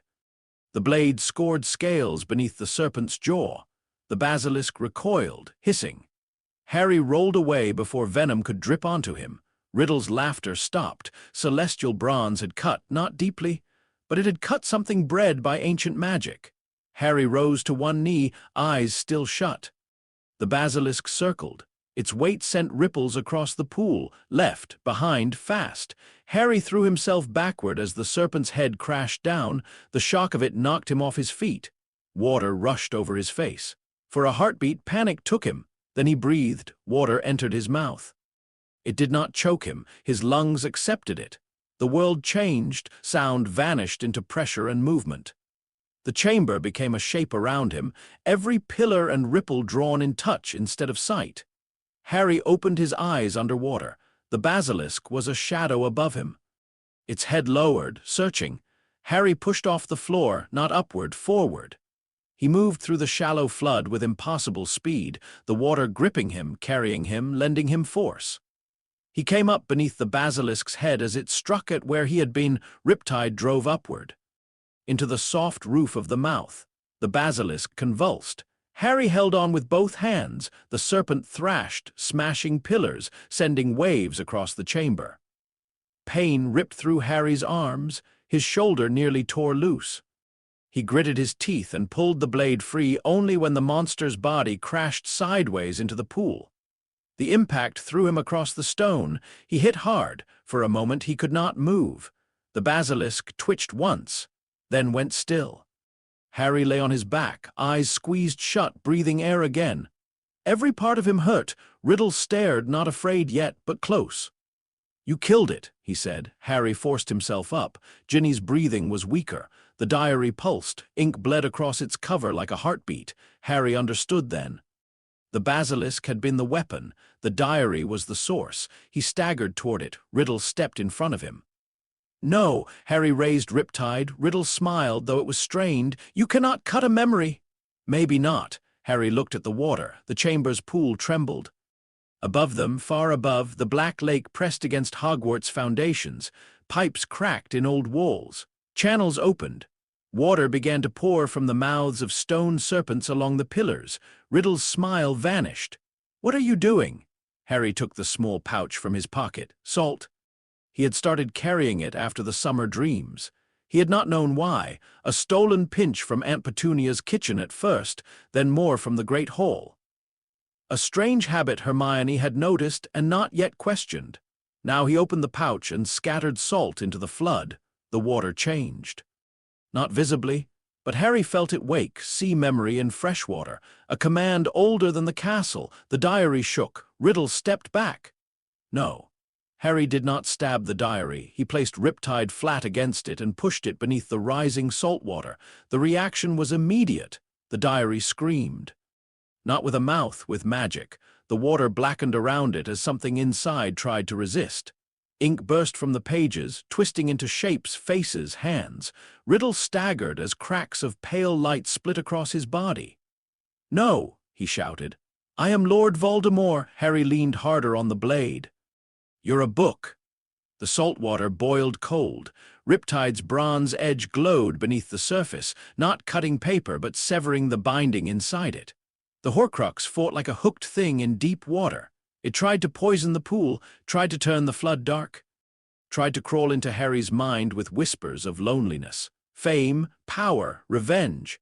Harry thought of his cupboard, of Ron standing behind fallen stone, of Hermione petrified in a hospital bed, of Ginny dying because a lonely girl had trusted the wrong voice. He pushed. The diary split. Riddle screamed once. Then the chamber exhaled. The blackness vanished from the water. Ginny gasped. Harry dropped Riptide and caught her before she struck the stone. Her eyes fluttered open. Harry?" "It's okay," he said, though his voice shook. "It's over." She looked past him at the ruined diary, then at the dead basilisk, then at the rising water. "I'm sorry," she whispered. Harry shook his head. "Not now." A sound echoed from the tunnel, Ron's voice, distant and frantic. "Harry!" Harry looked back toward the entrance. The chamber was flooding more quickly now. Not enough to drown him, but Ginny was weak and Ron was trapped beyond a cave-in. Then a flash of red gold light filled the air. A phoenix swept through the open doors, wings blazing like sunrise. Fawkes. Harry had seen Dumbledore's phoenix only once before, in the headmaster's office, perched like a living flame beside shelves of silver instruments. Now Fawkes circled the chamber, singing one clear note that made the water tremble but not retreat. The phoenix landed beside Ginny. In one claw he carried the sorting hat. Harry stared. "I don't need that." Fawkes tilted his head as if agreeing, then he dropped something else, a long coil of rope. Harry almost laughed. Not a sword from a hat, not a miracle weapon, a rope. "That," he said, "I can use." With Fawkes guiding from above and Harry following the water's memory below, they pulled Ginny through the passage and back toward the rockfall. The flood helped, lifting debris just enough for Ron to clear a gap from the other side. When Ron saw Ginny alive, his face crumpled with relief so raw Harry looked away. Lockhart, who had forgotten almost everything including his own name, cheerfully asked if anyone knew why they were underground. No one answered him. By the time they emerged into Myrtle's bathroom, Harry was soaked, bruised, exhausted, and still holding the pen in one hand. Riptide had capped itself somewhere during the climb, or perhaps it had never needed him to do it. Ginny was taken to the hospital wing. Ron followed his sister. Harry was summoned to Dumbledore's office. The headmaster had returned. He stood near his desk, robes travel-stained, face grave. Professor McGonagall was there too, along with Mr. and Mrs. Weasley, who had already wrapped Ginny in more love than Harry had seen in most of his life. For a while, the explanations belonged to Ginny: the diary, Lucius Malfoy, the possession, the monster. Harry remained quiet until Dumbledore asked to speak with him alone. When the office emptied, silence settled. Fawkes perched nearby, watching Harry with bright, knowing eyes. Dumbledore looked at the pen in Harry's hand. "May I see it?" Harry's fingers closed around it. "No." Dumbledore paused, then inclined his head. "Fair enough." That surprised Harry more than an argument would have. Dumbledore sat behind his desk. "You destroyed the diary," he said. "Yes." "With the sword." "With water," Harry corrected. "And salt. The sword helped." Dumbledore's expression changed at the word salt. "Not much. Enough." Harry saw it. "You knew," he said. Dumbledore folded his hands. "Harry, no, don't do that." The old man went still. Harry's voice was quiet, but the instruments on the shelves began to tremble. "You knew last year. You knew before last year. You knew when the hat couldn't sort me. You knew when Quirrell burned. You knew when that other letter came to the Dursleys." Dumbledore closed his eyes. There it was. The answer in the silence. Harry felt something cold settle inside him. "The Trident letter," he said. "You took it." "I did." "Why?" Dumbledore opened his eyes again, and for once there was no twinkle in them. "Because I was afraid." Harry had expected excuses, not that. Dumbledore continued slowly. "I have spent many years studying a prophecy concerning you and Lord Voldemort. I believed I understood its shape. I believed I understood the magic involved. Then I found you on a doorstep marked by something I could not explain within any branch of magic I knew." Harry touched his forehead. "The scar." "The mark," Dumbledore said softly. "Not a scar." Harry's throat tightened. "What is it?" Dumbledore looked toward the window. Beyond the glass, the ground sloped down into darkness, toward the lake. "I owe you an explanation," he said. "A full one." "Not tonight. Tonight you are injured, exhausted, and a young girl nearly died. Anything I tell you now would become another wound before it became knowledge." Harry laughed bitterly. "That sounds convenient." "It is," Dumbledore admitted, "and also true." The honesty made Harry angrier. He wanted lies he could reject cleanly. He wanted Dumbledore to be simple, manipulative, cruel. Wrong, but the old man looked tired and frightened and still somehow certain that delaying the truth could be kindness. Harry stood. The water in the silver instruments rose in thin, trembling columns. "I'm done waiting because adults think I'm too young for my own life." Dumbledore's face tightened. "Harry, no!" The columns fell, splashing across the shelves. Harry walked to the door. At the threshold, Dumbledore spoke again. "Do you dream of the sea?" Harry stopped. His hand tightened around the pen. "Yes. Every night." Harry did not turn around. "Since I can remember." Behind him, Dumbledore exhaled as if something he had feared had finally become undeniable. "I am sorry," the headmaster said. Harry opened the door. Not enough. He left. The end of second year came wrapped in celebration. Ginny recovered. Hermione woke. The petrified students returned to themselves. Hagrid came back from Azkaban, crushing Harry and Ron in a hug that nearly cracked ribs. Lockhart was sent away smiling vaguely, convinced he had been part of something heroic but unable to remember what. The school cheered. The danger was over. For everyone else, maybe it was. For Harry, the chamber had not ended anything. It had opened something. He now knew his mark was not a scar. He knew Dumbledore had hidden a letter meant for him. He knew the sword in his pocket could cut through magic older than the school. He knew salt water and celestial bronze could destroy something Voldemort had used to anchor himself to life. And most of all, he knew that whatever he was, Voldemort's magic did not understand it. That should have made him feel powerful. Instead, as the Hogwarts Express carried him back toward London, Harry stared out at the passing countryside and felt the weight of Riptide in his pocket. A sword was not a wand. A sword meant getting close. A sword meant seeing the fear in someone's face. A sword meant that if he was too slow, too far from water, too tired, too human, he could die before he ever reached his enemy. Across from him, Ron was asleep with his mouth open. Hermione sat beside the window with a book open in her lap, though she had not turned a page in 10 minutes. Finally, she said, "You're going to have to tell us." Harry looked at her. Ron snorted awake. "Tell us what?" Hermione's eyes flicked to Harry's pocket. "The sword," she said. "The water. Dumbledore. All of it." Harry looked down. The pen rested against his palm, ordinary and impossible for a moment. He considered lying. Then he thought of Ron shouting through the cave-in. He thought of Hermione whispering, "Then we'll work around it." He thought of Ginny lying cold beside the diary. "I don't know all of it," Harry said. Hermione closed her book. Ron sat up properly. Harry took out the pen. Neither of them spoke. He uncapped it. Riptide extended in his hand, bronze and silent and real. Ron stared. Hermione's face went pale with wonder. Harry held the blade across his knees. "I think," he said slowly, "I'm not what Hogwarts thought I was." The train rushed south. Outside, rain began to follow the windows. And far behind them, beneath the castle, the Chamber of Secrets lay flooded and silent, its ancient monster dead, its first Horcrux dissolved, its old stone walls washed clean by water that remembered the shape of Harry Potter's hand. Chapter 3. The Triwizard Compact Tides of Olympus. Harry expected his third year to begin with questions. He had, after all, ended second year by showing Ron and Hermione a sword that unfolded from a pen, admitting he could not perform wand magic, and telling them that Dumbledore had stolen a letter marked with the same trident shape as the mark on his forehead. Questions should have followed. Hermione had enough of them to fill a library. Ron had fewer, but his were usually the important kind. Who sent the sword? Could Harry summon water anywhere? Was the thing in the chamber really connected to you-know-who? And most importantly, as Ron had asked while staring at Riptide with the same nervous awe he usually reserved for dragons, does it come back if you lose it?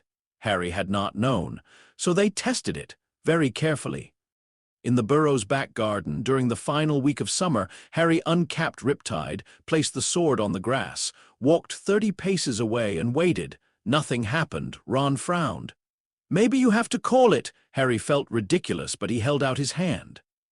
"Riptide." The sword vanished from the grass. A pen appeared in Harry's pocket. Ron shouted. Hermione nearly dropped her notebook. Harry pulled the pen out slowly. "Well," Hermione said, trying and failing to sound calm, "that answers one question." Ron stared at the empty patch of grass. "That is unfairly brilliant." Harry looked down at the pen. Brilliant was one word, terrifying was another, because every answer led to a larger question. Riptide returned to him. Riptide cut magic. Riptide had helped destroy Tom Riddle's diary when combined with salt water, but nobody knew why. Hermione searched every book she could find. Hogwarts texts were useless. They explained wands, cores, charms, transfiguration, magical creatures, and old family bloodlines. They did not explain weapons that were not magical in any wizarding sense, but could cut wizard magic apart like cloth. The closest Hermione found was a single reference in a dusty book from Egypt, a line about bronze of the heavens used by heroes before the rise of formal wandcraft. The author dismissed it as myth. Hermione did not. "Myths are records people stopped believing," she told Harry one evening. Ron, who was degnoming the garden nearby, snorted. "That sounds like something you'd put on a badge." Hermione ignored him.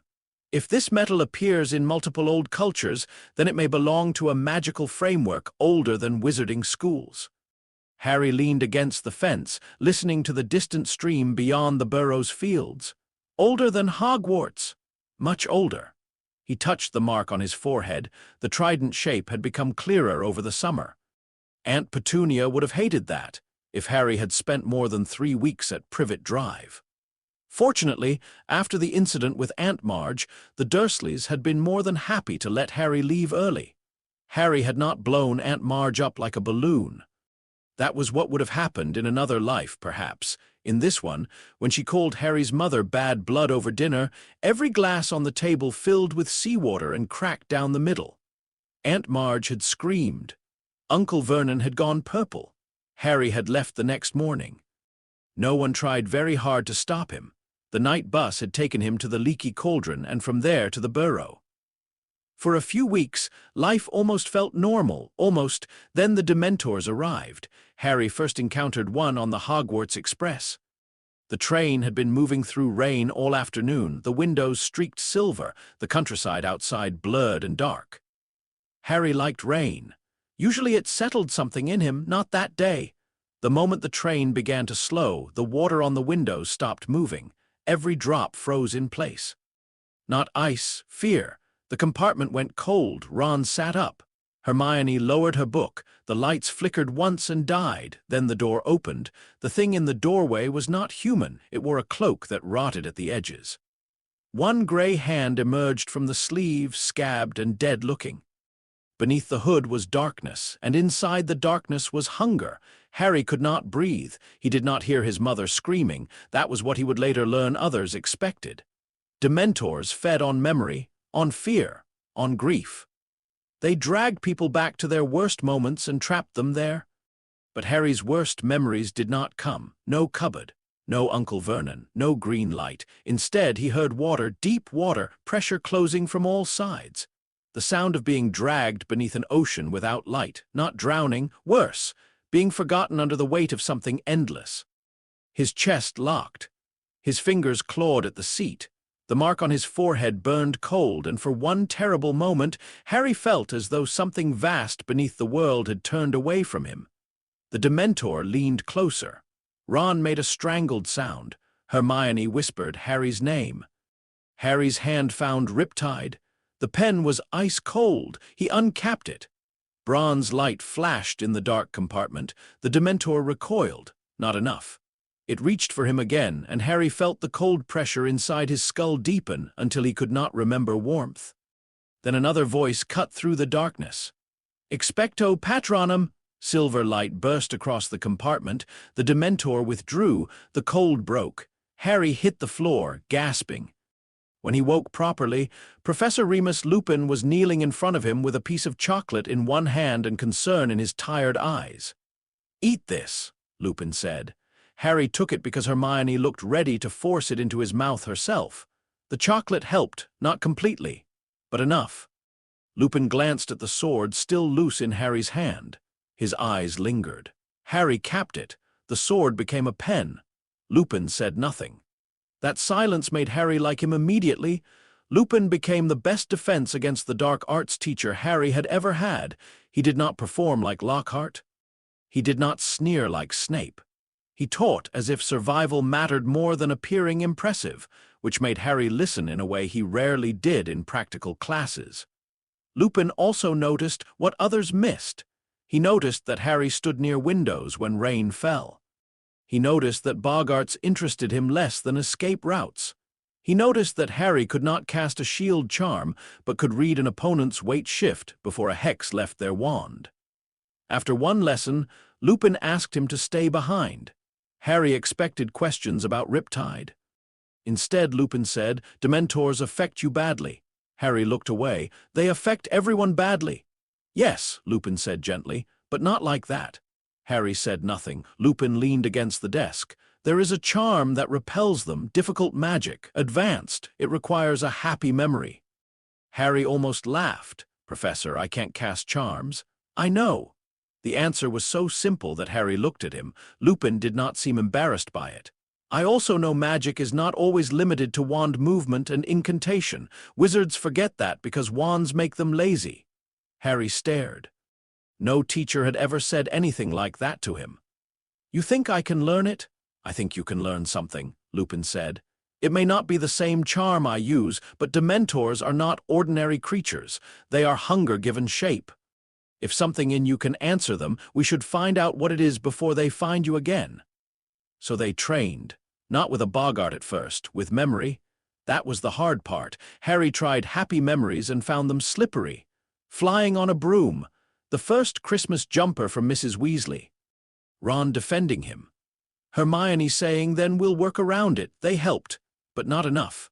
A Patronus required joy, Lupin said, not comfort, not relief. Joy, Harry did not know if he had ever owned enough of it. Then one evening, while rain hammered against the classroom windows, Lupin asked quietly, what do you dream about? Harry stiffened. Lupin waited. The sea, Harry said.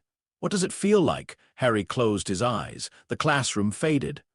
He stood again beneath storm clouds, water stretching forever around him. The sea was cold, but not cruel.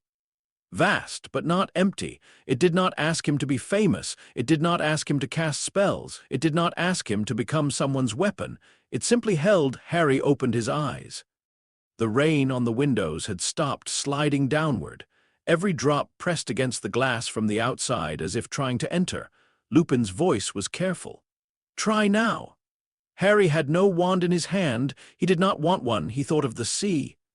He thought of the feeling that came in dreams when the water rose beneath his feet and made him weightless. He thought of belonging to something that had known him before he knew himself. Expecto Patronum, he whispered. The classroom exploded with silver water. It was not a stag, not a horse, not an animal at all. A tidal wave surged from Harry's chest, bright and soundless, filling the room from floor to ceiling without breaking a single desk. Lupin stumbled backward, one arm raised, his face lit silver white. The wave struck the far wall and vanished into mist. For a long moment neither of them spoke. Then Lupin sat down heavily. Well, he said, voice faint. That is new. The real test came during a Quidditch match. The Dementors moved onto the pitch like a stain across the sky. Cold swallowed the rain. Players shouted. Brooms bucked beneath sudden fear. Harry saw them above the stands, cloaked figures descending toward him. The old pressure closed around his lungs. Deep water, darkness, forgotten. No, Harry pulled out his wand by habit, then stopped. Wrong tool. He let it fall against his sleeve and reached instead for the rain. It was everywhere, on his skin, in his hair, streaming across his glasses, falling in sheets over the pitch. The Dementors came closer. Harry thought of the sea, not the drowning dark they showed him. The real sea. The one that held. Silver light erupted around him. A wave formed in midair. It swept outward from Harry in a circle, not wet, not physical, but shaped like storm surf under moonlight. The Dementors recoiled. The nearest one was thrown backward, as if struck by a tide no one else could feel. The crowd screamed. Harry did not fall. He hung in the rain on his broom, breathing hard, while silver foam dissolved into the air around him. Far below, Dumbledore watched from the staff box. Beside him, Lupin's expression was unreadable. The rest of the year unfolded around Sirius Black. A murderer, they said, a traitor. The reason Harry had no parents, Harry believed it because everyone believed it, and because anger was easier than uncertainty. He imagined Sirius as a monster, a shadow with a wand, a man who had handed his family to Voldemort. Then the truth came in the shrieking shack, and it broke something open. Sirius Black was not polished or wise or safe-looking. He was thin, wild, haunted by Azkaban, and nearly shaking with the need to be believed. Peter Pettigrew cowered on the floor.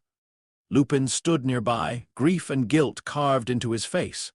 The story came out in pieces. The secret keeper, the betrayal, the switch, James Potter, who had adopted Harry and loved him anyway.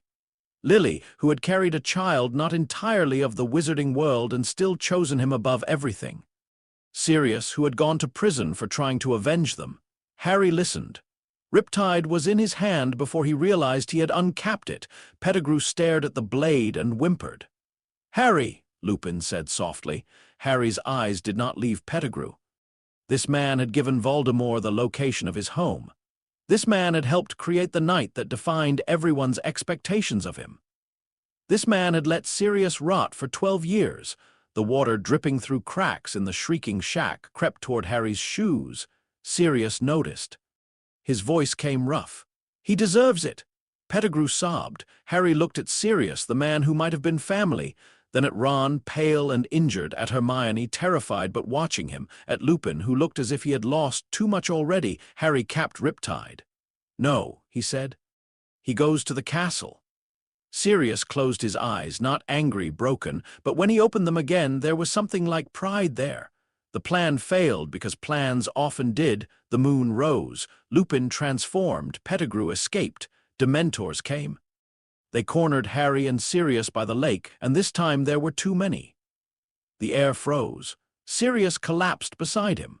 Harry tried to summon the silver tide, but fear tore through him faster than memory. The Dementors gathered. Harry fell to his knees at the lake's edge. His hand entered the water. The black lake answered, not as a spell, as recognition. Harry did not cast a Patronus. He called the water. The lake rose behind him. A wall of black water lifted into the night, higher than the trees, higher than the Dementors' floating forms. It did not crash. It stood impossibly still, like the held breath of something ancient and offended. The Dementors stopped. Harry looked up, eyes burning silver green in the reflected moonlight. "Leave." The word was not English. He did not know what language it was, but the lake understood. The Dementors scattered. They fled across the grounds like torn shadows before a storm. Harry collapsed beside Sirius. Later, Hermione used the time-turner. They saved Buckbeak. They saved Sirius. But when they returned to the lake's edge in the past, Hermione expected Harry to cast the silver wave again. He did not. He simply walked into the water. The lake rose. The Dementors left. Hermione stared at him afterward with tears on her cheeks and terror in her eyes. "Harry," she whispered, "what did you say to them?" Harry looked across the lake. Sirius was escaping into the night on Buckbeak. For the first time since learning the truth, Harry felt the shape of family not as something stolen, but as something still possible. "I don't know," he said, and that was the truth. Fourth year began with a death in the distance and a tournament at the center of everything. The Quidditch World Cup should have been brilliant. For a while, it was. Harry watched Ireland play Bulgaria under a sky filled with magic and noise, Ron shouting himself hoarse, Hermione pretending not to enjoy the spectacle as much as she did. For a few hours, Harry was simply a boy at a match with his friends. Then the dark mark burned in the sky. The camp became panic.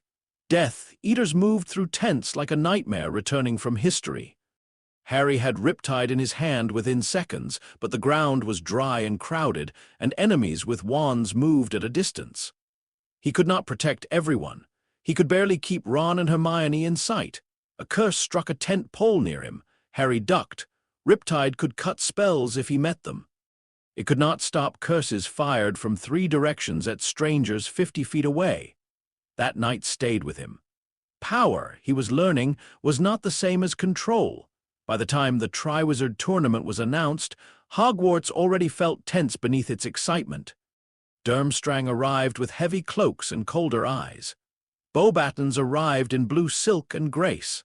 The goblet of fire burned in the entrance hall, ancient magic licking upward in blue-white flame.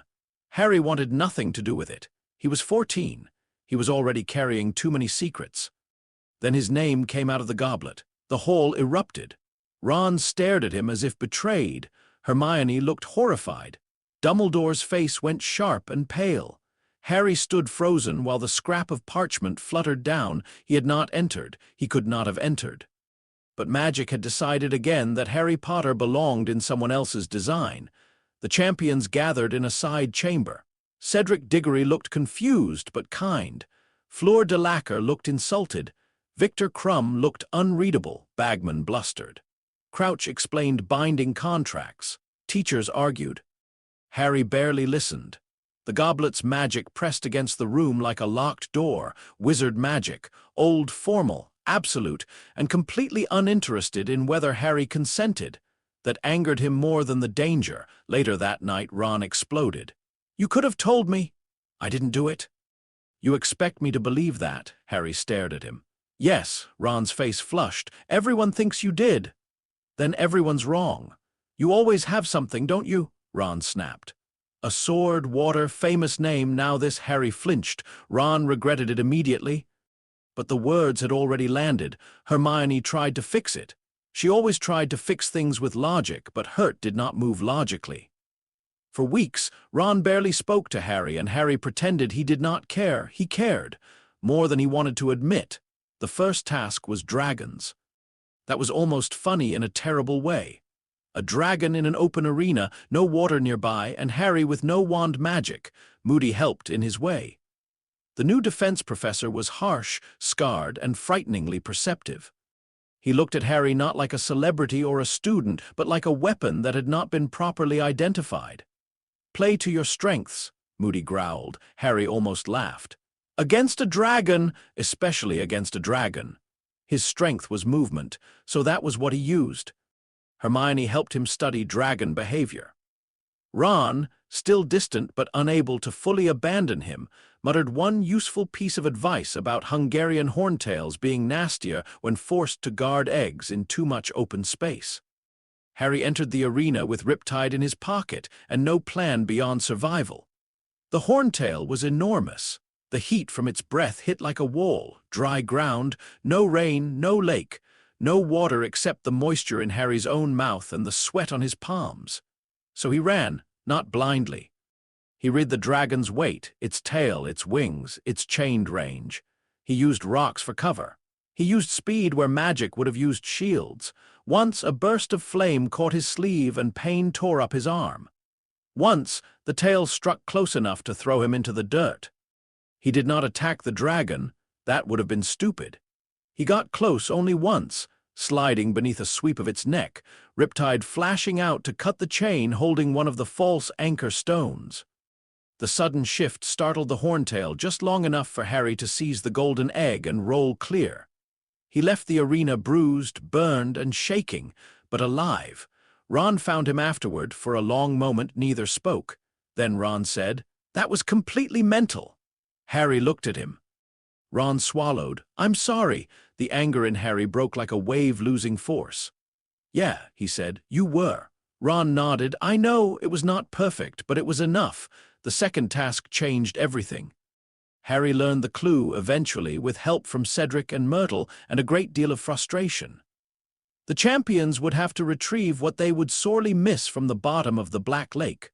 Ron was taken for Harry, Hermione for Crumb, Cho Chang for Cedric, Gabrielle Delacour for Fleur. The morning of the task was cold enough to turn breath white. Spectators crowded the stands built along the shore. Judges sat wrapped in cloaks. The other champions looked tense, prepared with charms and potions and clever solutions to survive underwater. Harry stood barefoot at the edge of the lake. He had no gillyweed, no bubble-head charm, no transfigured body. He did not need them. The moment the whistle blew, the other champions dove or slipped into the water with effort. Harry walked, one step, then another. The lake closed over his feet, his knees, his waist. He heard the crowd murmur, then he breathed in. Water filled his lungs like air. Harry went under. The world opened. The Black Lake was not silent. It was a city of pressure and motion. Fish scattered around him. Grindylows twisted in weeds. Merpeople watched from the distance, curious and wary. Far below, old channels connected to older darkness beneath the school. Harry moved through it like coming home, not fast at first, reverent, then faster. The lake carried him. He found the hostages quickly, too quickly. 4 figures bound in enchanted sleep near the Merpeople's village. Ron, Hermione, Cho, Gabrielle, the rules said one hostage. Harry looked at Ron's pale face, then at Hermione, then at the small Delacour girl. No, he drew Riptide. The Merpeople raised spears. Harry did not threaten them. He pointed the blade at the bindings. The ropes fell apart under bronze. The Merpeople chattered angrily. Harry looked at them through the dark water and spoke without knowing the language. The lake translated pressure into meaning. They are not prizes. The merpeople lowered their spears. Harry took Ron first, then Hermione, then Gabrielle. Cho's bindings he cut as Cedric arrived, wide-eyed behind his bubble head charm. Krum came moments later, half transfigured and startled. Fleur was nowhere in sight, attacked by Grindylows before reaching the village. Harry gestured. Cedric took Cho. Krum took Hermione only after Harry pushed her gently toward him, because the task had rules even if Harry disliked them. Harry carried Ron and Gabrielle upward, one under each arm, the water lifting them all. Then he turned back. Fleur was struggling near the weeds, Grindylows clawing at her robes. Harry moved, the lake moved with him. A pressure wave scattered the Grindylows without killing them. Fleur stared at him, hair floating around her face, panic giving way to disbelief. Harry grabbed her wrist and pulled. He surfaced 40 minutes after entering the lake, not gasping, not exhausted. He walked out with Ron coughing beside him, Gabrielle crying softly in his arms, Fleur stumbling after them, and Hermione being helped to shore by Krum. The crowd did not cheer immediately, they stared. Harry set Gabrielle down, checked Ron, then sat in the shallows as water streamed from his hair and robes. He felt fine, like he had taken a bath. Then the screaming began. Some of it was applause, most of it was fear. Harry looked toward the judges. Dumbledore's face was unreadable. Madame Maxime looked shaken. Karkaroff looked like he wanted to leave the country. Fleur came to Harry and kissed both his cheeks, thanking him for her sister. Ron, still coughing, muttered something about Harry being an overdramatic prat who couldn't just rescue one person like a normal champion. Harry smiled faintly. But inside, something had changed. The school had seen him, not rumors, not whispers. Not a failed wizard with a famous name. They had seen him enter the Black Lake as if it belonged to him and return with everyone. After that, people moved differently around him. Some admired him, some feared him, some did both. Voldemort's servant watched too. Harry did not know that yet. The third task came beneath a sky heavy with summer storm. The maze rose on the Quidditch pitch, hedges twisting into corridors filled with enchantments. Harry entered with Cedric, Fleur, and Krum, wand in one hand for appearances, Riptide hidden in his pocket for truth. Inside the maze, water was scarce, dew on leaves, moist earth, a little mist, enough to warn him of movement, not enough to save him from everything. Krum attacked Cedric under a curse. Harry cut through the spell binding Krum's mind by striking the enchanted air around him with Riptide, but the effort left him exposed. A blast-ended Scroot nearly crushed him. Vines grabbed his ankle. A Sphinx blocked his path with a riddle Hermione would have solved faster. By the time Harry reached the center, Cedric was there too. The cup stood between them. Cedric was bruised, breathing hard but smiling.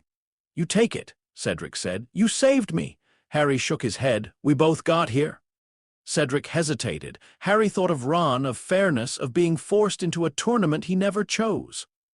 "Together," he said. They took the cup.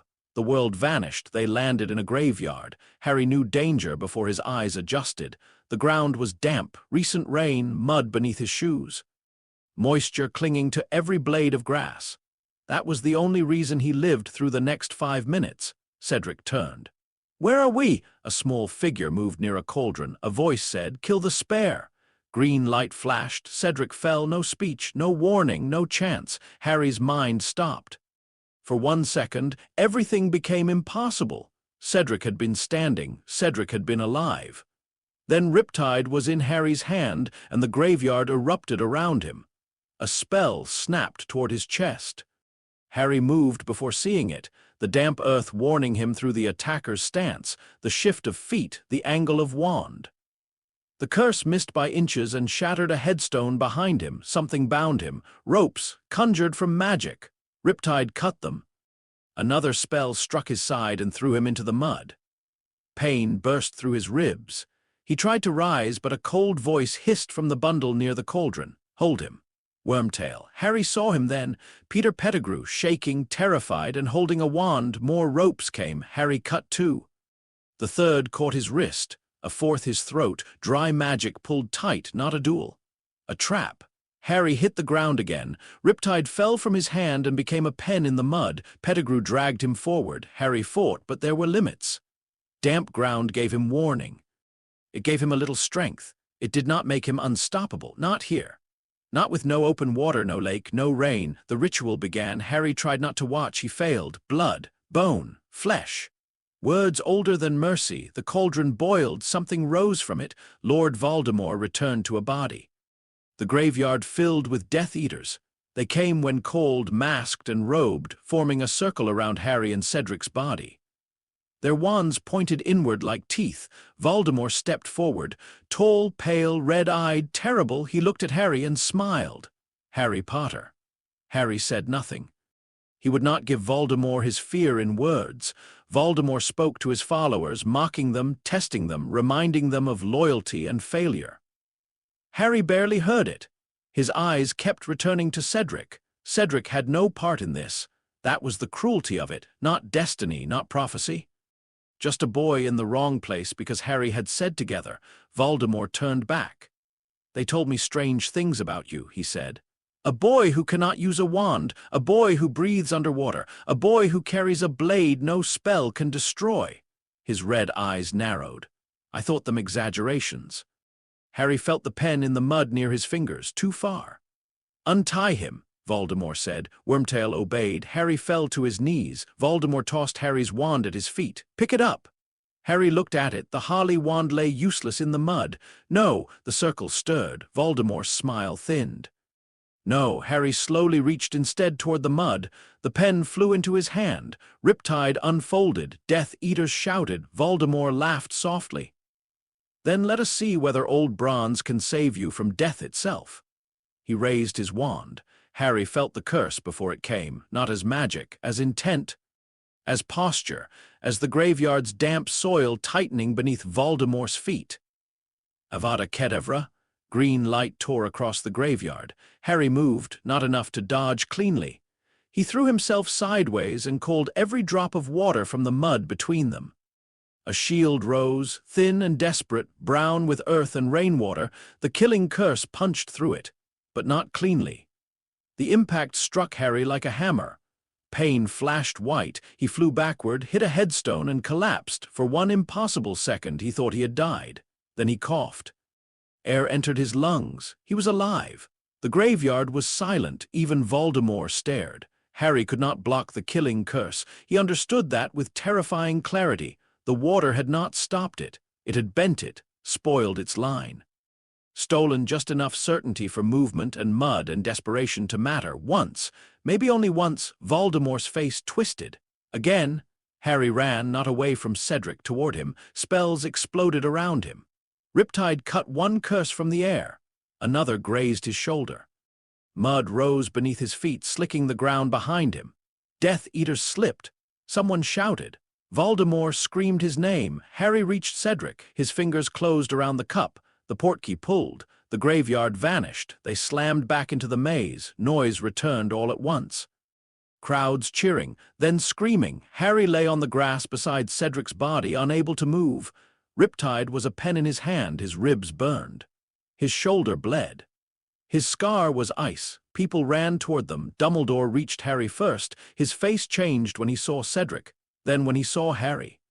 "Harry," he said, low and urgent. "What happened?" Harry looked past him at the sky. Rain began to fall over the Quidditch pitch. "He's back," Harry whispered. The crowd noise died around him. Voldemort's back. Dumbledore closed his eyes. For once, he did not look like a man whose plan had failed. He looked like a man whose worst fear had arrived early. In the hospital wing later, Harry told the story, not all of it. Enough. Cedric. The ritual, the Death Eaters, the curse, the escape. Mrs. Weasley cried over him. Sirius came in dog form first, then as himself when the room was secure. Thin and furious and shaking with the need to protect a godson he still barely knew how to reach. Harry expected Dumbledore to ask about Voldemort. Instead, when they were alone for one brief moment, the headmaster asked, "The killing curse struck near you?" Harry stared at the ceiling. "Yes. And you survived?" "Barely." Dumbledore's hands tightened on the bed rail. "Harry, no." The word was tired but firm. Dumbledore stopped. Harry turned his head. "I'll fight him," Harry said. "I know that now. I don't think I get a choice." Dumbledore looked pained. But I won't be moved around like the tournament again. I won't be entered into plans I didn't agree to, not by him, not by you." For a long moment, the only sound was rain tapping against the hospital windows. Then Dumbledore bowed his head. "You have my word." Harry almost believed him, almost. That summer began with grief. Cedric Diggory's death became a dividing line. Before it, danger had been hidden in chambers and corridors, wrapped in school mysteries and old secrets. After it, danger had a body again, a name, a wand, a following. And somewhere in the dark, Voldemort was asking the same question everyone eventually asked about Harry Potter. What is he? Harry did not know the full answer yet, but he knew this much. In open water, he was terrifying. In rain, he was dangerous. On damp ground, he could survive what should have killed him. On dry land, surrounded by wands, he was still just a boy with a sword who had to cross the distance before death crossed it first. And now Voldemort knew that too. Chapter 4, The Order and the Old Powers Tides of Olympus. The Ministry called Cedric Diggory's death a tragedy. Not a murder, not a warning. Not the first open wound of a returning war, a tragedy. That was the word printed in the Daily Prophet beneath carefully chosen photographs of Cedric smiling at the Triwizard Tournament. A tragic accident. A tournament failure. A terrible loss that proved the need for stronger ministry oversight in schools, international competitions, and the handling of unstable magical youth. Harry read the article 3 times at the kitchen table in Grimmauld Place. On the 4th reading, the glass of water beside him cracked. Ron looked up from across the table. Hermione took the paper gently out of Harry's hands before the ink ran from the page. "They're doing it on purpose," Harry said. His voice was flat, not angry, flat, that worried Hermione more than shouting would have. "Yes," she said, "they are." Ron shoved his chair back. "They're cowards." From the far end of the kitchen, Sirius Black gave a bitter laugh. "Worse than that," he said. "Cowards run from the truth. The Ministry is building a wall around it and charging admission." Grimmauld Place had become the headquarters of the Order of the Phoenix, though Harry thought the name sounded grander than the reality. The house was dark, narrow, and full of old pure-blood misery. It creaked at night. It muttered through portraits. It smelled of dust, old silver, and rain trapped in stone. Harry disliked the house immediately, but Sirius lived there. That made it bearable, not happy, never quite that. Sirius tried. Harry could see it in the way he spoke too brightly at breakfast, in the way he offered to teach Harry dueling stances in the drawing room, in the way he looked at Harry sometimes and had to look away, because he was seeing James, Lily, prison, loss, and second chances all at once. Harry did not know how to be someone's godson. Sirius did not know how to be free. They were both learning badly. Still, it was something. At night, when the Order met behind closed doors, Harry listened from the staircase with Ron and Hermione until Mrs. Weasley chased them away. He heard names. Places, attacks that had not yet happened but might. Old Death Eaters returning to society with clean robes and careful smiles. He also heard his own name more often than he liked. Potter survived the killing curse again. No, not again, it missed. Damp ground, according to Albus. That boy walked out of the Black Lake with 4 hostages. He is not a weapon. He may need to be. That last voice belonged to someone Harry did not know. The pipes in the walls groaned. Harry stepped away before he broke something. He did not want to be a weapon. The problem was that people kept describing him like one. The Ministry had its own description. Harry learned about it by accident. Kingsley Shacklebolt arrived one evening with a folder tucked beneath his robes and rain on his shoulders. He was calm, deep-voiced, and careful in the way auras were careful around dangerous rooms. He placed the folder in front of Dumbledore during dinner. Harry was not supposed to see the label. But the house was full of reflective surfaces, and the glass cabinet behind Dumbledore showed the words clearly enough. Anomalous heritage Potter, Harry J. Harry stopped eating. Dumbledore noticed, so did Sirius. The folder vanished beneath Dumbledore's hand, too late. "What is that?" Harry asked. The kitchen went quiet. Mrs. Weasley froze by the stove. Ron looked from Harry to Dumbledore. Hermione's eyes sharpened. Dumbledore sighed as if he had been expecting the question for years and had still hoped to avoid it. "A ministry file," he said. "On me." "Yes." "What does anomalous heritage mean?" Nobody answered quickly enough. That was answer enough. Harry stood. His chair scraped loudly against the floor. Sirius rose too. "Harry, no!" Harry looked at Dumbledore. "You said after second year that you owed me an explanation." "I did." And then Cedric died. Dumbledore's face tightened. Harry's voice remained quiet. "People keep dying before you explain things." The room went still. Even Sirius did not speak. Dumbledore folded his hands on the table. "You are right." Harry had expected another careful sentence, not that. The old man looked suddenly exhausted. "I have delayed too long," Dumbledore said, "and every reason I have given myself now sounds like fear wearing wisdom's robes." Mrs. Weasley made a soft sound. "Albus, perhaps not here. Here is as good a place as any," Harry said. The pipes beneath the kitchen floor hummed. Dumbledore looked at them, then back at Harry. "Very well." He opened the folder. Inside were ministry reports, clipped prophet articles, eyewitness statements, sketches of Harry's mark, and one page stamped with the seal of the Department of Mysteries. Harry saw fragments. Black Lake displacement event, non-wand defensive manifestation, possible non-wizard classification, Greek origin magical signatures unconfirmed, sea monster incident, North Atlantic file cross-reference, island visibility reports, Aegean sector. Hermione leaned forward, face pale with fascination and horror. "They've been studying him," Kingsley answered carefully. "An unspeakable started the file after the second task. Officially, no one knows what to do with it." "Unofficially?" Sirius asked. "Unofficially, some people are frightened." Harry laughed once. Nobody else did. Dumbledore reached into his robes and withdrew an envelope, gray, storm-colored, sealed long ago with deep blue wax stamped in the shape of a trident. Harry stopped breathing. Aunt Petunia's kitchen came back in a flash, the envelope sliding beneath the door. Her white face, Uncle Vernon burning what he had been told to burn. "You kept it," Harry said. Dumbledore placed it on the table. "Yes." Harry did not touch it at first. He was afraid that if he did, the house would flood. Finally, he picked it up. The seal broke beneath his thumb like it had been waiting for him. Inside was a single sheet. The handwriting was dark blue and strangely fluid, as if each letter had been shaped by a tide. Harry read it silently, then again. Ron could not stand it. "What does it say?" Harry's mouth felt dry. He passed the letter to Hermione. She read aloud, voice unsteady. "The child is mine. He will not be claimed by wand, blood, or mortal prophecy. Let him find water. Let him keep bronze. When the sea calls, do not answer for him." Silence filled Grimmauld Place. Sirius looked like someone had struck him. Mrs. Weasley had one hand over her mouth. Ron whispered, "Bloody hell!" Hermione lowered the letter slowly. "Poseidon," she said. No one laughed. No one corrected her. The name settled into the kitchen like a storm cloud. Dumbledore spoke gently.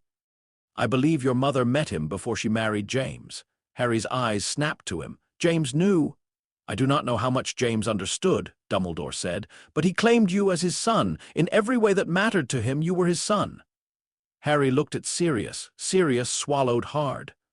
"James would have loved you," he said hoarsely. "No matter what blood or gods or prophecies said, he was your dad because he chose to be." That broke through the anger for one painful second. Then Harry looked back at Dumbledore. "How long have you known?" Dumbledore did not look away. "Since the night I left you with your aunt." The kitchen seemed to tilt. Harry's hand closed around the letter. The nearest tap exploded. Water burst across the sink, slammed into the opposite wall, and hung there in trembling sheets rather than falling. Mrs. Weasley gasped. Harry did not raise his voice. "You left me there anyway." Dumbledore closed his eyes. "Yes, with people who hated my mother. Yes, with people who were afraid of this. Yes."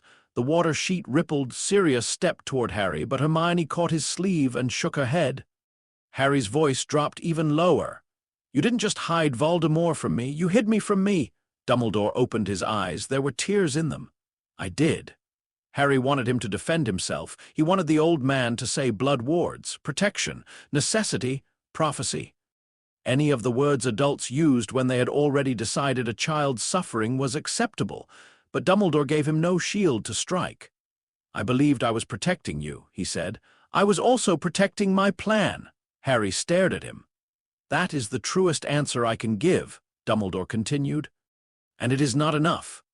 Harry folded the letter carefully, too carefully, then he placed it in his pocket beside Riptide. "I'm not speaking to you." Dumbledore bowed his head. "I understand." "No," Harry said, "you don't." He walked out of the kitchen. No one followed him. For 6 weeks, Harry did not speak to Dumbledore. Not at order meetings, not at headquarters. Not at Hogwarts when the school year began under a cloud of ministry interference and pink cardigan cruelty. Dolores Umbridge arrived smiling. Harry knew immediately that she was dangerous. Not like Voldemort, not like a basilisk, not even like Snape, whose cruelty was sharp and personal. Umbridge was dangerous because she made harm sound like procedure. Her voice was soft. Her office smelled of sugar and old paper. Her rules appeared on walls one decree at a time until Hogwarts began to feel less like a school and more like a cage being politely constructed around everyone inside it. She denied Voldemort's return on the first day. Harry contradicted her. Detention followed. The quill carved words into his hand without ink. "I must not tell lies." Harry watched the letters appear in his skin, pale and salt-rimmed. He did not cry out. Umbridge smiled. By the end of the first hour, the wound did not bleed properly. It stung, yes, but the edges crusted white like dried sea spray. Umbridge noticed. Her smile faltered. "Again, Mr. Potter," Harry wrote again, "I must not tell lies." The water in her teacup trembled. He kept going, not because he was brave, because he refused to give her the satisfaction of fear. When Hermione saw his hand later, she looked murderous. Ron actually stood up as if he might go straight to Umbridge's office and do something stupid. Harry closed his fist. "I'm fine." Hermione's voice shook. "You are not fine." "No," Harry said, "but she wants me quiet." Ron sat back down slowly. Harry looked at them both. "So we stopped being quiet. Dumbledore's army began because the Ministry refused to teach defense. At first, Harry thought Hermione was mad. "I can't teach spells," he said. "You can teach survival," Hermione replied. "That's not the same thing. It is when people are trying to kill you." So they met in the room of requirement. Hermione taught structure. Ron helped students feel less terrified. Harry taught what no textbook did: how to move when a wand pointed at you, how to stop standing still after casting, how to use pillars, tables, staircases, rain, darkness, and confusion, how to close distance, how not to panic when your first spell failed. For students who could use wands, Hermione drilled shield charms and disarming charms until their arms ached. For Harry, the room became something else each week. A wet stone corridor, a narrow bridge, a flooded courtyard, a dry chamber where he had to survive without help. The others saw the pattern quickly. Near water, Harry was terrifying. Away from it, he was fast, strong, and clever, but beatable. Neville Longbottom was the first to say it aloud. "So the trick isn't beating you," Neville said after Harry disarmed him physically for the 3rd time. "It's choosing where the fight happens." Harry smiled. "Exactly. That became the rule of the DA, choose the ground. If you could not choose it, change it. If you could not change it, survive long enough to reach better ground." The room listened. It learned. And for a little while, Harry did too. He learned that Neville became brave fastest when treated like bravery was expected. He learned Luna Lovegood believed the trident mark was probably very old and lonely, which made no sense and somehow helped. He learned Ginny Weasley had stopped being afraid of her own anger. He learned Ron was better at reading group morale than he realized. He learned Hermione could build a rebellion out of parchment, scheduling, and righteous fury. Then the Ministry found them. Betrayal led to Umbridge. Umbridge led to Dumbledore. Dumbledore took the blame, vanished in a burst of phoenix fire, and left Harry standing in the wreckage of another adult's plan. The school became worse after that. Umbridge ruled openly. The lake turned restless. The taps throughout Hogwarts dripped at night. Harry began dreaming of corridors filled with shelves and glass spheres, not Voldemort's mind. not a scar connection. He knew that now something else was pulling him, the Department of Mysteries. The anomalous heritage file had not stayed closed, neither had the prophecy. It happened in June. Creature lied. The flu showed only enough truth to wound. Sirius was missing from Grimold Place. There were signs of struggle. Blood on the floor. A broken mirror. A message scratched into the wood in a shaky hand, Department of Mysteries. Harry knew it was a trap. That did not matter. Family changed the shape of risk. Ron and Hermione insisted on coming. Ginny, Neville, and Luna came too, because by then the DA was no longer a club. It was a promise. They reached the ministry by the Strowl through cold night air. The Department of Mysteries was worse than Harry's dreams. Rooms turned without logic. Doors opened into impossible places. Time ticked in glass. Brains floated in greenish tanks. The water there felt wrong to Harry, not evil exactly, but overused, trapped in experiments, forced to hold thoughts it had never asked for. Then they found the Hall of Prophecy. Shelves rose in every direction, filled with glass spheres glowing faintly from within. Harry heard whispers, thousands of them. Most ignored him, one did not. It called without words. He found the orb with his name beneath it. SBT to APWBD, Dark Lord, and Harry Potter. The question mark was new. Someone had added it after the department began doubting what Harry was. Harry reached for the sphere. Hermione whispered, "Harry, wait!" Too late. His fingers touched the glass. It dissolved, not shattered, dissolved. The orb became water-fine mist, spilling through his fingers. A voice emerged, familiar and formal. Professor Trelawney's recorded prophecy, speaking of the one with the power to vanquish the Dark Lord, born as the 7th month died. Then another voice overlaid it, older, deeper. Not louder, but impossible to ignore. Ancient Greek, though Harry understood it as easily as rain. The child of the deep will face the one who fears the old waters. One must recede that the other may flow. Harry stood frozen. The first prophecy spoke like a blade, the second like a tide. Not neither can live while the other survives. Not a command to kill or die, a movement, a balance, a change. Then Lucius Malfoy stepped from the shadows. Death Eaters surrounded them. Sirius was not there.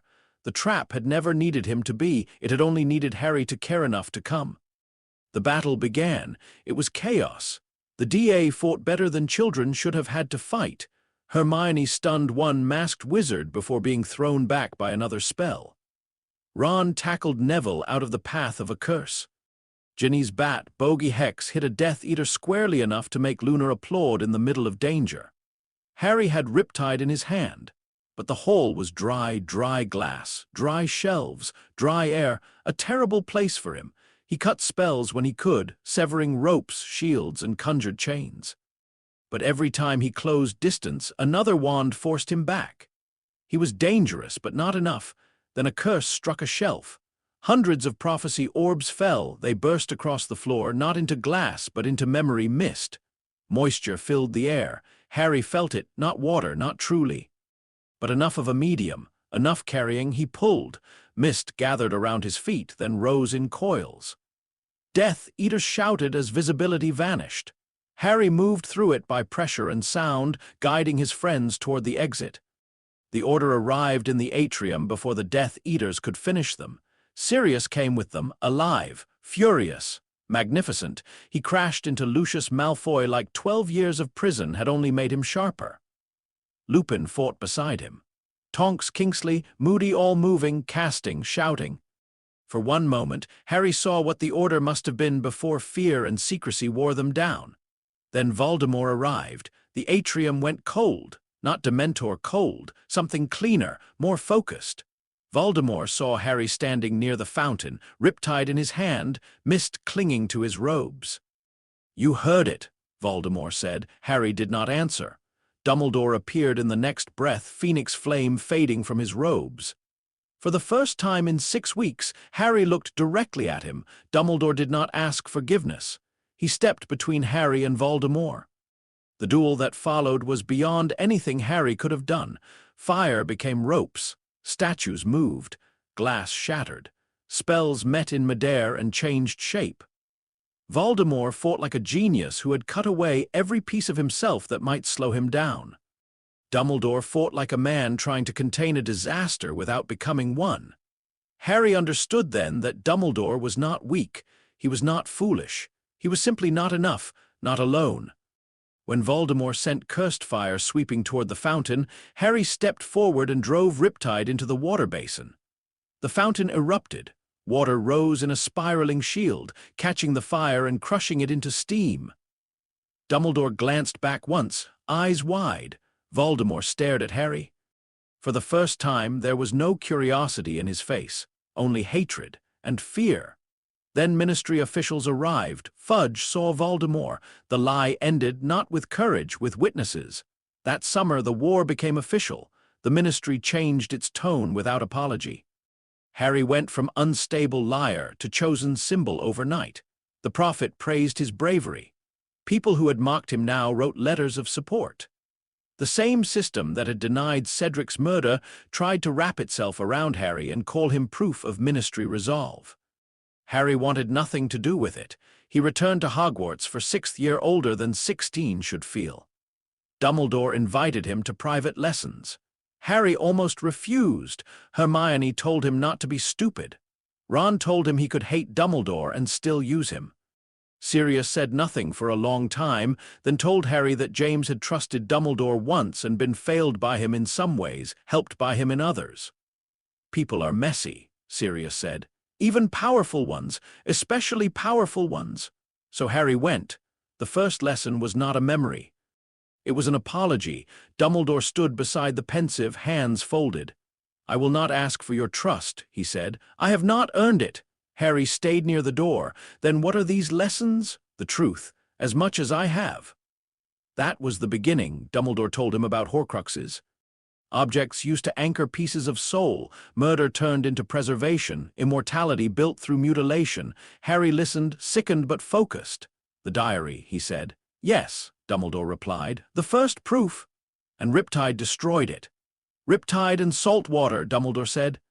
"A combination I now believe Voldemort never anticipated."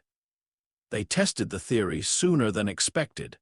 Dumbledore found the ring in the ruins of the Gaunt Shack. In another life, he might have put it on. In this one, he had learned caution from Harry. He brought the ring to Hogwarts inside a sealed silver box, the curse inside it pressing against the metal like a poisonous heartbeat. Harry stood beside a stone basin filled with water from the Black Lake and salt from the kitchens. Dumbledore opened the box. The ring screamed without sound. Harry uncapped Riptide. The blade lengthened. For one moment, Dumbledore looked at the ring with terrible longing. Harry saw it. "Professor." Dumbledore blinked, then stepped back. Harry lowered the ring into the salt water with the tip of Riptide. The water turned black. A shape moved beneath the surface, trying to become a hand, a mouth, a memory. Riptide's edge touched the stone. The Horcrux broke. The scream faded. The water cleared. Dumbledore stared at his uninjured hand. Harry understood suddenly. "You expected to die from that." Dumbledore did not deny it. "I expected my mistakes to have a certain cost." Harry capped Riptide. "Maybe you don't get to choose your punishment either." Dumbledore looked at him for a long time. "No," he said softly. "Perhaps not." The hunt became possible after that, not easy, possible. Horcruxes could be destroyed. Finding them remained the war. Dumbledore collected memories. Harry studied water. Tom Riddle's life left traces in places wizards overlooked.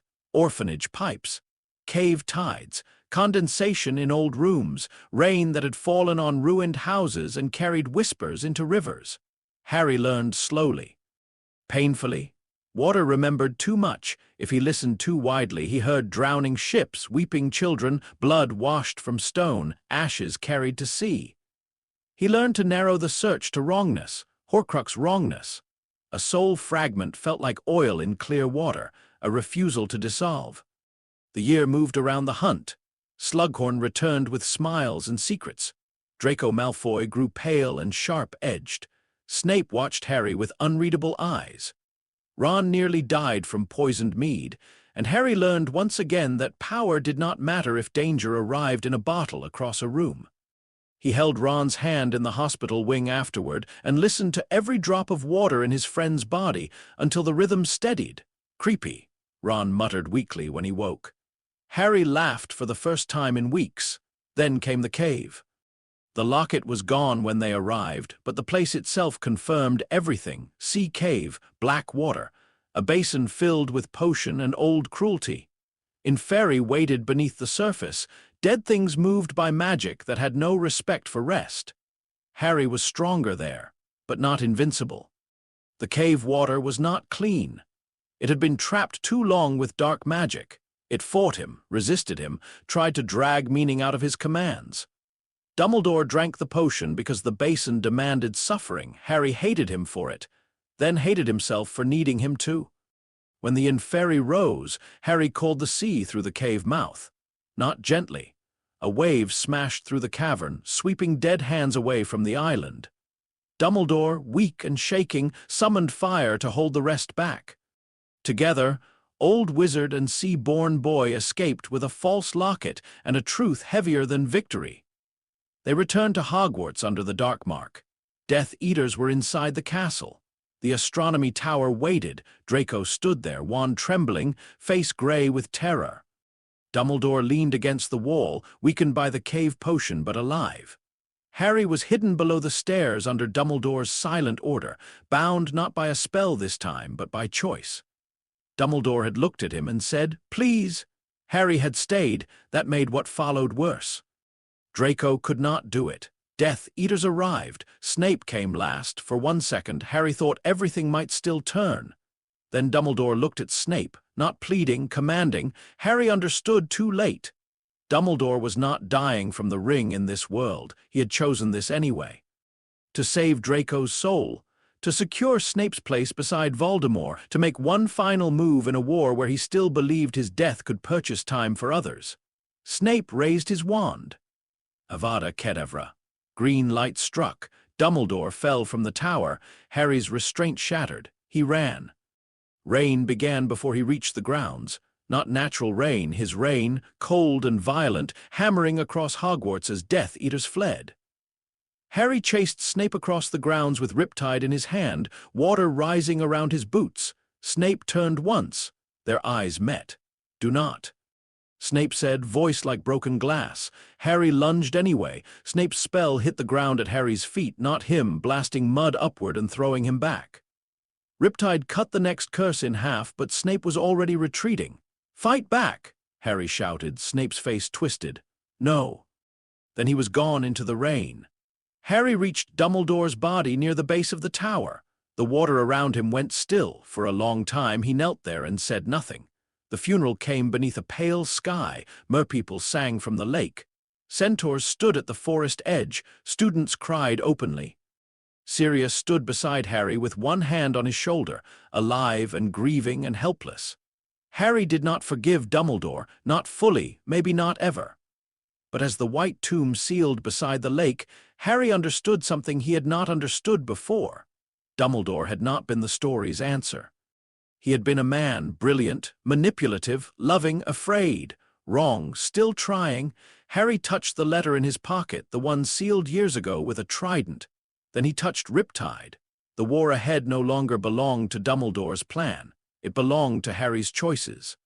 Somewhere far away, Voldemort was gathering power.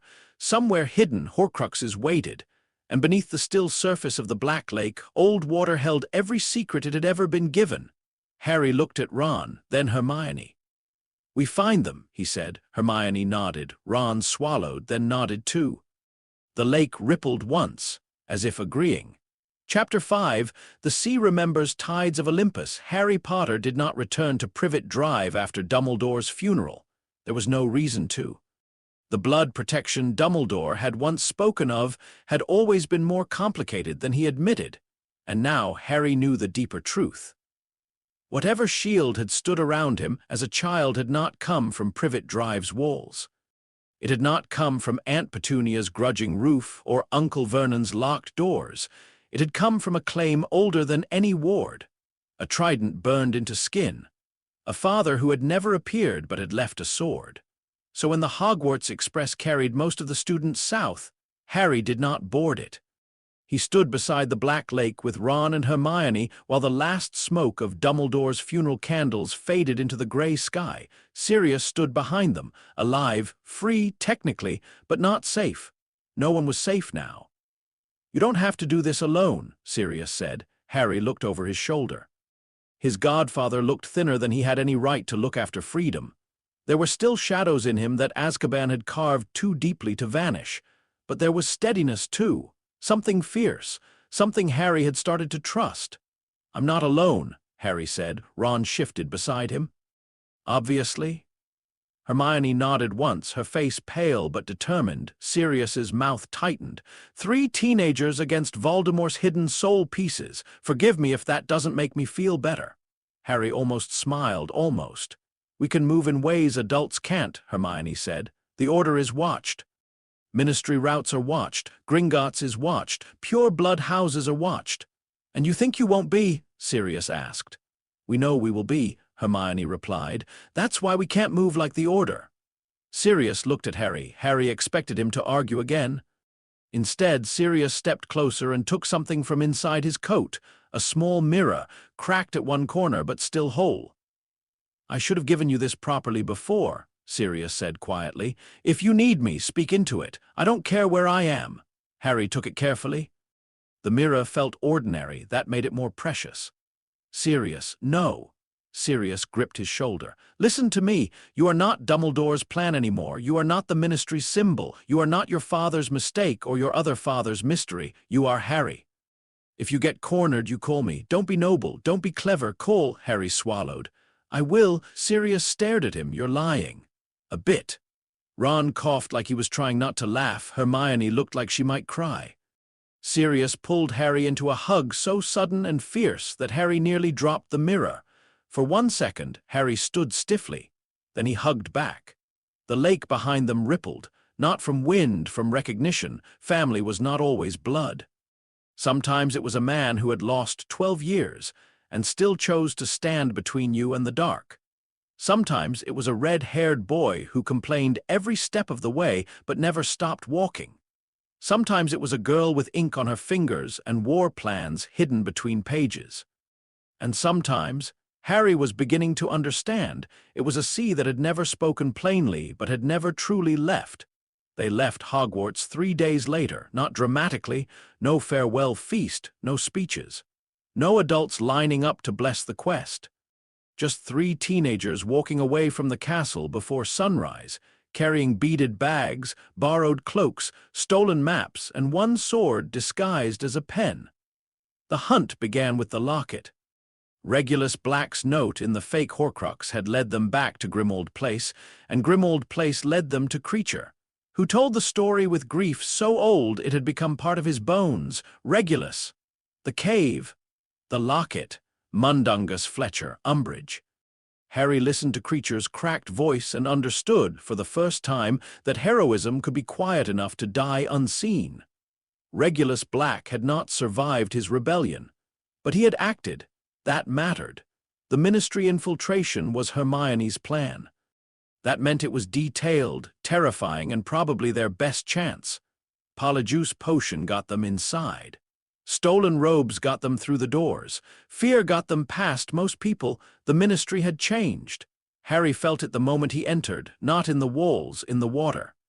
Every building had water somewhere, pipes, kettles, damp stone, condensation under floors. The Ministry's water ran through hidden channels beneath polished authority, and it tasted of fear. Not literally. Harry did not drink it. He felt it. Fear washed from hands in bathroom sinks. Fear clung to teacups in offices. Fear sweated through robes while workers smiled too quickly and avoided the wrong names. The Muggle-born Registration Commission was worse. Umbridge sat there like a pink spider in the center of a polite web. The locket hung around her neck. Harry saw it and nearly lost the plan. The Horcrux pressed against the room like oil floating on clear water. Wrong. Dense. Refusing to dissolve. Its chain rested against Umbridge's cardigan as if it belonged there. Of course it did. Cruel things liked cruel owners. Hermione, disguised and shaking with controlled rage, kept the interrogation moving. Ron caused a distraction in the outer office. Harry stood behind Umbridge under another man's face and felt Riptide in his pocket. A sword would be useless here if he drew it too early. Too many wands. Too many hostages. Too little water. Then Umbridge smiled at a terrified woman across the desk and said, "Lies only make this harder." Harry remembered his hand bleeding under her quill. The nearest pitcher of water cracked. Umbridge looked up. Harry moved. He did not cast. He closed the distance. One hand seized the chain around Umbridge's throat. The other uncapped Riptide beneath the table, just enough for bronze to kiss metal. The locket's clasp fell open. Umbridge gasped. Hermione stunned her before she could scream. The room erupted. They escaped with the locket, the rescued prisoners, and half the ministry chasing them. But escape was not victory. The locket would not die in a ministry bathroom sink. Harry tried anyway once they reached the abandoned alley. He poured water from a bottle into a cracked bowl, added salt, and touched Riptide to the gold. The locket screamed, then held. Hermione flinched. Why didn't it work? Harry stared at the trembling water. Because this Horcrux had lived too long. Because it had been submerged in that cave's dark island basin, fed by fear, carried by creature, stolen, traded, worn, worshipped by Umbridge's vanity. It had roots. A bowl was not enough. It needed a body of water that could remember larger things than pain, so the hunt became movement. They traveled north, not by straight roads, not by obvious routes. Hermione's protective enchantments hid them from magical detection, but Harry chose campsites by water. Streams, rivers, marsh edges, rain-heavy valleys, places where he could stand at night and listen. That was how his real work began, water remembered, not like a person. Not with stories arranged neatly in beginning, middle, and end. Water remembered contact. Stone it had worn down, blood it had carried, metal it had rusted, magic it had touched. The sea remembered ships. Rivers remembered bodies. Rain remembered smoke. And Horcruxes left contamination wherever they had been. Harry learned to follow wrongness. He stood ankle-deep in streams while Hermione read by wandlight and Ron kept watch. He pressed his hands into locks cold enough to numb his fingers and listened until his head ached. He tasted salt on winds far from the coast and felt echoes of the cave where Voldemort had hidden the locket. Some nights the water showed him too much. A child crying beside a river in 1842. A fisherman lost off Cornwall. A battlefield washed clean by winter rain. A woman dropping a ring into a well and regretting it for 60 years. Harry would stagger back from those memories shaking, and Hermione would wrap a blanket around his shoulders without asking what he had seen. Ron would make tea, bad tea, usually, but tea, the locket made everything worse. They took turns wearing it because they had to keep it close. It whispered differently to each of them. To Hermione it spoke of failure, books not read in time, spells not strong enough. Parents who had been sent away and might never truly return. To Ron, it spoke of being second friend, second son, second choice. A boy standing beside a legend and a genius, useful only when someone needed loyalty with legs. To Harry, it spoke of being used, Dumbledore's weapon. The Ministry's symbol, Poseidon's mistake, Voldemort's equal. A thing no world properly wanted. The whispers were clever, but they did not understand water. They could stir the surface. They could not command the deep. The breaking point came in the highlands. Cold rain had followed them for 3 days, turning the ground to mud and their tempers sharper than knives. Food was low. Hermione's protective charms took constant effort. Ron's worry for his family grew heavier every time they heard a stolen broadcast on the wireless. Then Harry found the lock. It stretched between dark hills, black under a sky the color of iron. The moment he saw it, he knew. "This is enough," he said. Hermione looked up. "For the locket!" Harry nodded. Ron, who had been wearing the locket all morning, gave a harsh laugh. "Great, brilliant.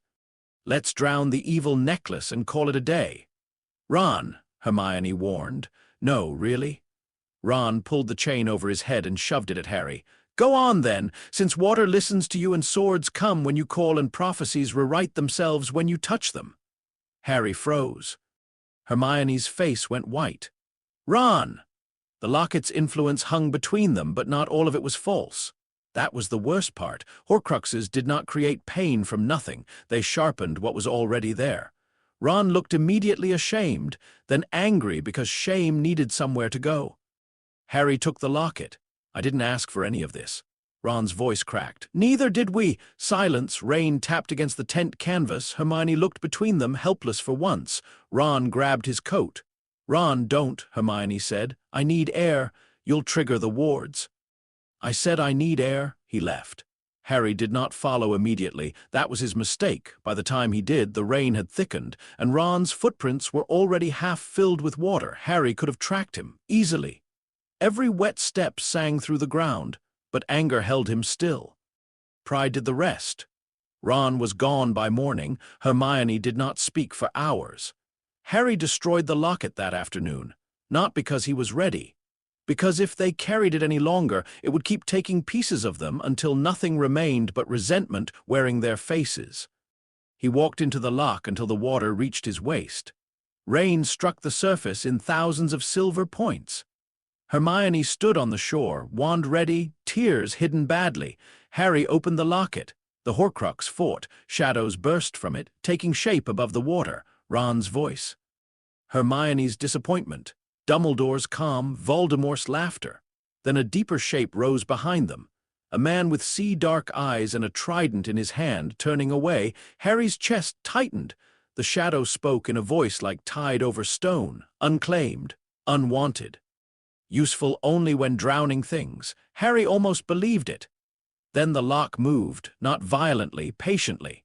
It rose around Harry, cold and vast and real, pressing against his ribs, his spine, his hands. Water remembered truth too, not human truth. Older truth. It remembered that he had carried Ginny from the chamber, that he had saved strangers from the lake, that he had brought Cedric's body home when running alone would have been easier, that Ron had stood on a broken leg for him, that Hermione had stayed when logic said leaving would be safer. The shadows flickered. Harry uncapped Riptide. The blade grew beneath the rain. He drove it through the locket and down into the lock. Salt spilled from the pouch in his other hand. The water turned black, then silver, then clear. The scream rolled across the hills and vanished into rain. On the shore, Hermione fell to her knees. Harry came back carrying the broken locket in 2 pieces. Neither of them celebrated. There was too much absence in the tent. Ron returned in winter, not dramatically at first. Harry heard him before he saw him. A familiar rhythm through snowmelt and frozen ground. Uneven, hesitant, carrying guilt like a second heartbeat. Harry was alone near a forest pool when the silver doe appeared, not a true patroness, not his. It stepped between trees, glowing softly, and led him to a frozen pond. Beneath the ice lay a sword, not Riptide, Gryffindor's sword. Harry stared. He did not need it for Horcruxes, not the way others might have, but he understood symbols. The sword had appeared because courage still had work to do. He broke the ice and entered the water. The cold hit hard enough to stop his breath. For once, the water did not welcome him gently. This was winter water. Sharp. Honest, dangerous. Harry reached the sword. The locket was gone, but the cold itself became the enemy. His limbs slowed, his chest tightened. Divine blood or not, his body was still half mortal. A hand seized the back of his shirt and dragged him upward. Harry broke the surface coughing. Ron hauled him onto the bank, soaked and shaking. For a moment they only stared at each other. Then Ron said, teeth chattering, "You absolute idiot." Harry laughed. It came out rough. Ron laughed too, then looked away. "I'm sorry." Harry sat up slowly. "I know. No, I mean everything I said, leaving all of it. I heard your name on the Deluminator, Hermione's too. I wanted to come back, but I couldn't find you. Then the doe." Harry held up a hand. Ron stopped. The forest dripped around them. Finally, Harry said, "You came back." Ron nodded, eyes red. "Yeah." Harry looked at the frozen pond, at the sword, at his best friend, soaked through and miserable, and there anyway. "That counts?" Hermione slapped Ron when she saw him, then hugged him so hard he nearly fell over. After that, the hunt changed. Not easier, never easy, but whole again. The next major step was the cup. Hufflepuff's cup was in Gringotts. They learned it from captured fragments. from Bellatrix Lestrange's panic, from the way Voldemort's secrets were guarded by people who feared losing them more than dying. Malfoy Manor became the cost of that knowledge. They were captured by snatchers after saying Voldemort's name triggered the taboo, dragged through mud, bound, taken to a house that smelled of old money and newer fear. Harry had Riptide, but his hands were tied, dry drawing room, too many wands, wrong ground. Again and again, the lesson returned. Power did not matter if he could not reach the water, Hermione screamed under Bellatrix's interrogation. Harry nearly broke himself trying to get free. Ron shouted her name until his voice cracked. The chandelier above them trembled, not from water, from rage alone, but rage was not enough. Dobby came, brave, trembling Dobby, who had warned Harry years ago that old danger waited at Hogwarts. He appeared in the room like a miracle with ears. The escape was chaos. Riptide returned to Harry's hand once his fingers were free. He cut through bindings, through conjured chains, through the edge of a curse aimed at Ron. The sword flashed bronze in Malfoy Manor's polished darkness, but Bellatrix threw a knife. Harry saw it too late. Dobby vanished them away. Shell Cottage, sea air, safety, and Dobby bleeding on the sand. Harry held him while the tide whispered nearby. The sea was right there. Huge, powerful, useless. Some wounds were too fast. Some losses arrived before even old water could answer. Dobby died free. Harry buried him by hand. No magic, no water command, no divine display. Just earth, grief, and a stone marked with words that mattered. Here lies Dobby, a free elf. That grave changed Harry, not loudly, quietly, the way water changes stone. At Shell Cottage, with the sea stretching beyond the dunes, Harry began to understand the difference between power and responsibility. He could call waves, he could cut spells, he could destroy Horcruxes, but he could not save everyone. That truth did not make the fight meaningless. It made every choice matter more. The Gringotts break-in came next. Hermione disguised herself as Bellatrix. Ron played his role badly but bravely. Griffook guided them with goblin bitterness sharp enough to cut. Harry kept one hand near Riptide and the other near the small pouch of salt he now carried always. The Lestrange vault was a nightmare. Treasure multiplied when touched. Gold burned. Cups, plates, crowns, and jewels piled higher and higher until the room became a drowning without water. Harry felt the cup before he saw it. Wrongness. Dense. Proud. A Horcrux hidden among wealth like poison in a feast. They escaped on a dragon. There were moments in Harry's life that would have seemed impossible to explain even to himself at age 10. Flying out of Gringotts on the back of a half-blind dragon was one of them. The dragon crashed into a lake miles away.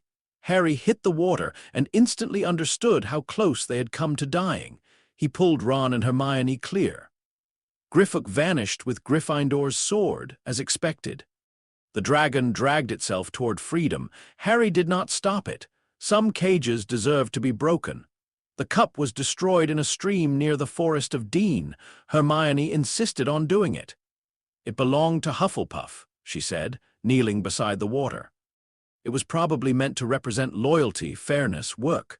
Voldemort turned it into this. Harry held Riptide out. Hermione took the blade carefully. It looked strange in her hand, not wrong, just heavy with a language she did not speak. Harry guided the water. Ron scattered the salt. Hermione drove Riptide through the cup beneath the current. The Horcrux shrieked. Hermione did not flinch. The stream blackened, then cleared. When it was over, she handed Riptide back with shaking hands. "Thank you," Harry said. Hermione wiped her eyes angrily. It deserved better than him. The diadem was the hardest to find because it was hidden in a place water avoided. That was the clue. Harry had spent months learning to trace wrongness through water. The locket had left echoes in caves and locks. The cup had carried traces of vault condensation and old stone. The ring had screamed in cursed earth, but Ravenclaw's diadem sat in absence, a dry place, a hidden place, a room where centuries of lost things had piled up away from rain, plumbing, rivers, and sky. "The room of requirement," Harry said. Hermione looked up from her notes. Ron blinked. "Because there's no water." "Because there should be some," Harry said. Hogwarts leaks everywhere. Pipes run behind old walls, rain gets into towers, the lake pushes through foundations, but there's one place I can't feel properly. A blank. Hermione's eyes widened. Hidden space, Harry nodded. And if Voldemort wanted to hide something inside Hogwarts, he'd choose a place he thought only he understood, Hermione finished.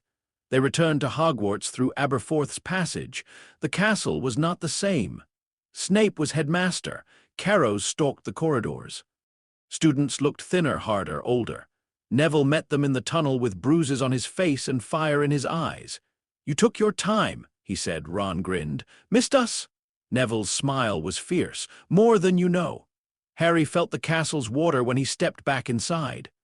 It recognized him. Pipes hummed behind stone. The lake stirred outside.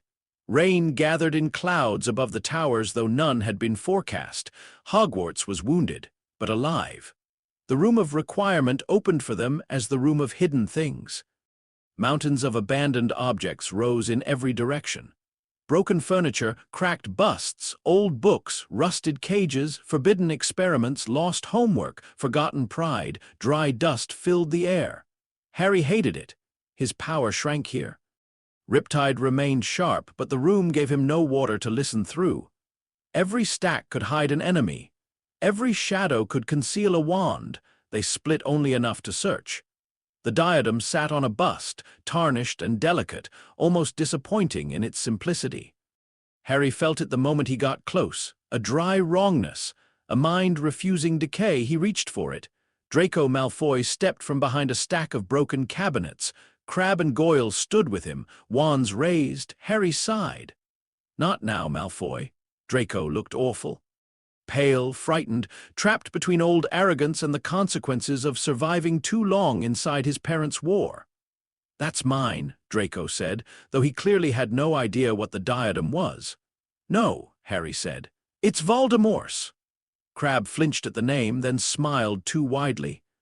He wanted to prove something. That was always dangerous. The fight went wrong fast. Harry could cut spells aimed at him. He could not cut stupidity. Crabbe cast cursed fire, fiend fire. It came alive instantly, roaring into beasts of flame that devoured junk, air, and escape routes. Dry room. No water, the worst possible ground. "Run!" Hermione screamed. They ran. Harry grabbed the diadem as they passed. Ron pulled Hermione onto a stack of furniture. Draco slipped and fell. Goyle vanished behind smoke. Crabbe screamed once, swallowed by his own fire. Harry saw Draco clinging to a broken chair, terror stripping him down to nothing. For 1 second, every sensible part of Harry said leave him. Then Harry thought of Dobby, of Cedric, of all the moments where someone alive mattered more than what they deserved. He changed direction. "Harry!" Ron shouted. Riptide cut through a flaming serpent's jaw, buying him half a second. Harry seized Draco by the robes and threw him toward Ron's outstretched hand. They escaped through the door as the room sealed behind them. The diadem burned hot in Harry's grip, not from fiend fire. From the Horcrux inside, laughing because the cursed fire had nearly done its work for it. Harry staggered into the corridor. A burst pipe hissed behind the wall. He heard it, small, 2 inches of water, enough. "Move," he said. Ron and Hermione helped him tear away the loosened stone. Water spilled out across the floor, thin but flowing. Harry poured salt from his pouch with shaking hands. The diadem fought harder than the cup. It whispered in a woman's voice, knowledge, secrets, answers, the truth of your father, the reason he left, the shape of your fate. The name of every god who has watched you suffer and done nothing. Harry froze. For one terrible moment, he wanted to listen. Hermione touched his wrist. "Harry," Ron stood on his other side. "Don't let a hat talk you into being stupid, mate." Harry laughed despite himself. The whisper cracked. He placed the diadem in the flowing water and drove Riptide through its heart. The scream was high, furious, and short. The diadem split. The water cleared. Harry fell back against the wall, breathing hard.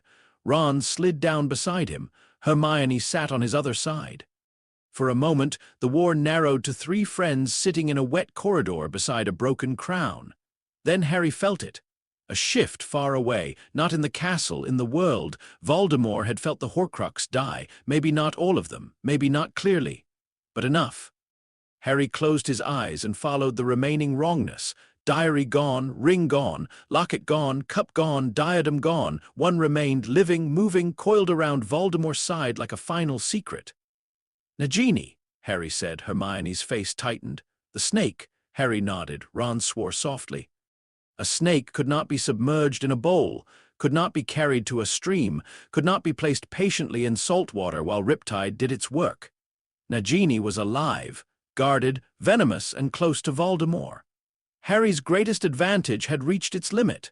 The final Horcrux would not come to water. They would have to face it where it stood. Outside, thunder rolled over Hogwarts. Students moved through hidden passages. The order began to arrive. Sirius came through the portrait hole with a wand in one hand and murder in his eyes, and when he saw Harry alive, relief nearly broke his face. "You called," Sirius said. Harry held up the mirror. "I said I would." Sirius pulled him into one quick, hard hug. Then the castle shook. Voldemort's voice rolled through the walls, cold and magnified, demanding Harry Potter. Harry looked toward the windows. Rain struck the glass. The Black Lake waited below. Hogwarts pipes hummed behind every wall. The sea was far away, but water was everywhere if he knew how to ask. Harry stood. Ron stood with him, Hermione too. The hunt was over. The battle had come. And somewhere beyond the wards, Voldemort was about to learn that Harry Potter had not spent the last year becoming a weapon. He had spent it learning the battlefield. Chapter 6. The Battle of Hogwarts. High tides of Olympus. Voldemort's voice faded from the walls, but the silence it left behind was worse. For a moment, Hogwarts did not feel like a school. It felt like a body holding its breath. Students stood frozen in corridors. Portraits whispered prayers in painted frames. Suits of armor turned their helmets toward the windows, as though they could see the army gathering beyond the grounds. Somewhere below, first years were being moved through secret passages. Somewhere above, teachers were sealing doors with spells that trembled under the weight of what was coming. Harry stood in the corridor outside the room of requirement, water from the broken pipe still spreading around his shoes. Voldemort had demanded him. That was the simple shape of the moment. Give Harry Potter to him, and Hogwarts might be spared. Refuse, and the castle would become a battlefield. It was a lie, of course. Voldemort would not spare Hogwarts. He would not spare the students. He would not spare anyone unless sparing them made obedience more useful than death. But lies did not need to be believable to be powerful. They only needed people afraid enough to want them true. Ron looked at Harry first, not because he doubted him, because Ron always looked at him first when the world narrowed to a terrible choice. Hermione looked next, face pale and fierce. Sirius stood a few steps behind them, wand in hand, jaw clenched so tightly the muscles jumped. "No," Sirius said. Harry had not spoken. "I didn't say anything. You were thinking it." Harry almost smiled. "You don't know that. I know your face." That stopped him, because Sirius did. Not perfectly, not the way a parent might have if life had been kinder, but enough. Harry looked toward the windows. Rain tapped against the glass, not heavy yet, waiting. "They're coming either way," Harry said. Hermione nodded once. "Yes, so we choose the ground." Ron's expression changed. Not relief, recognition. That had been the rule since the DA, since Umbridge, since every lesson in the room of requirement. If you could not choose whether a fight came, choose where it happened. If you could not choose the ground, change it. Harry turned toward the stairs. "Where are you going?" Sirius demanded. "To the lake." "Harry, I'm not surrendering." Sirius followed immediately, so did Ron and Hermione. Neville joined them at the next landing, limping slightly but moving like pain had become background noise. "Tell me what to do," Neville said. Harry looked at him. The boy who had once trembled in Potions class now stood with bruises on his face and no hesitation in his eyes. Harry reached into his bag and pulled out Gryffindor's sword, the real one.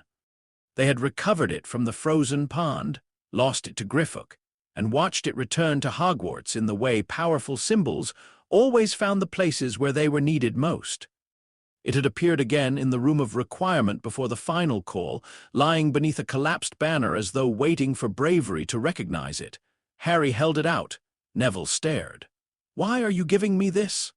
Because I can kill Horcruxes with Riptide and water, Harry said.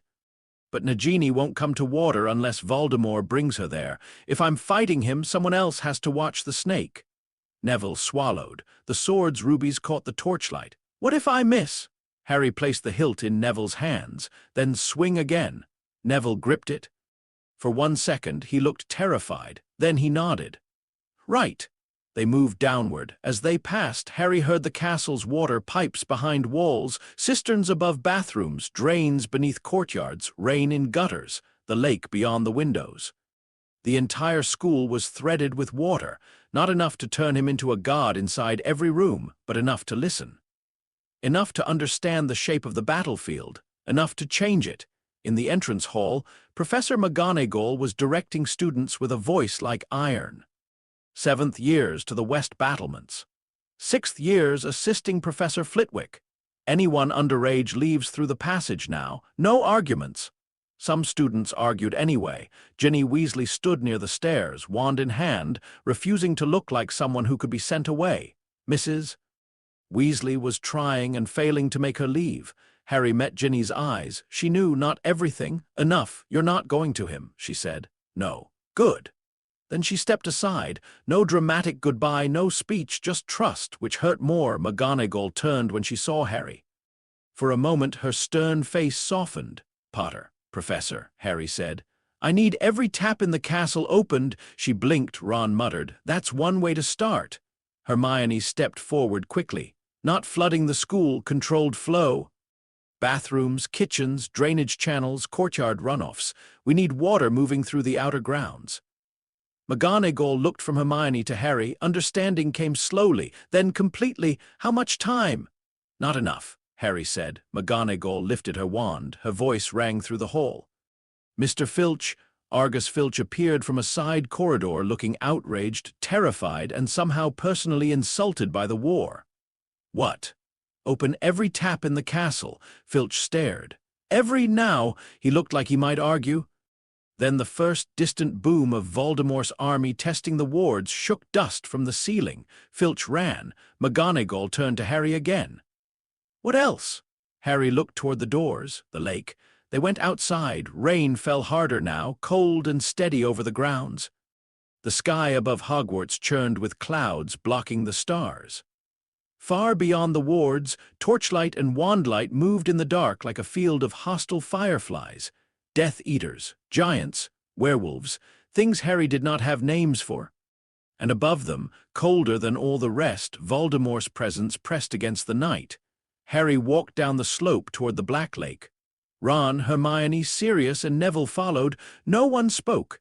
At the water's edge, Harry stopped. The lake was black as glass. He stepped in. Cold closed over his boots, then his ankles. The lake recognized him instantly. It rose not high, not visibly enough for the distant army to see, but around his legs, greeting and questioning at once. Harry closed his eyes. There were Dementors near the edge of the forbidden forest. Waiting, hungry. Drawn by fear, by war, by the promise of hundreds of souls breaking under pressure. Harry felt them as absences.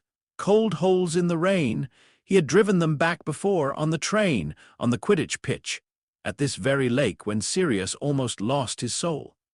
But driving them away in battle would cost focus he could not spare, so he spoke first. Not English, not Parseltongue, not any language Hogwarts taught. The words came from the place behind dreams, from the part of him that had listened to waves before he knew his own name. The lake carried them. The rain carried them. The underground streams beneath the forest carried them to every cold, hovering shape beyond the wards.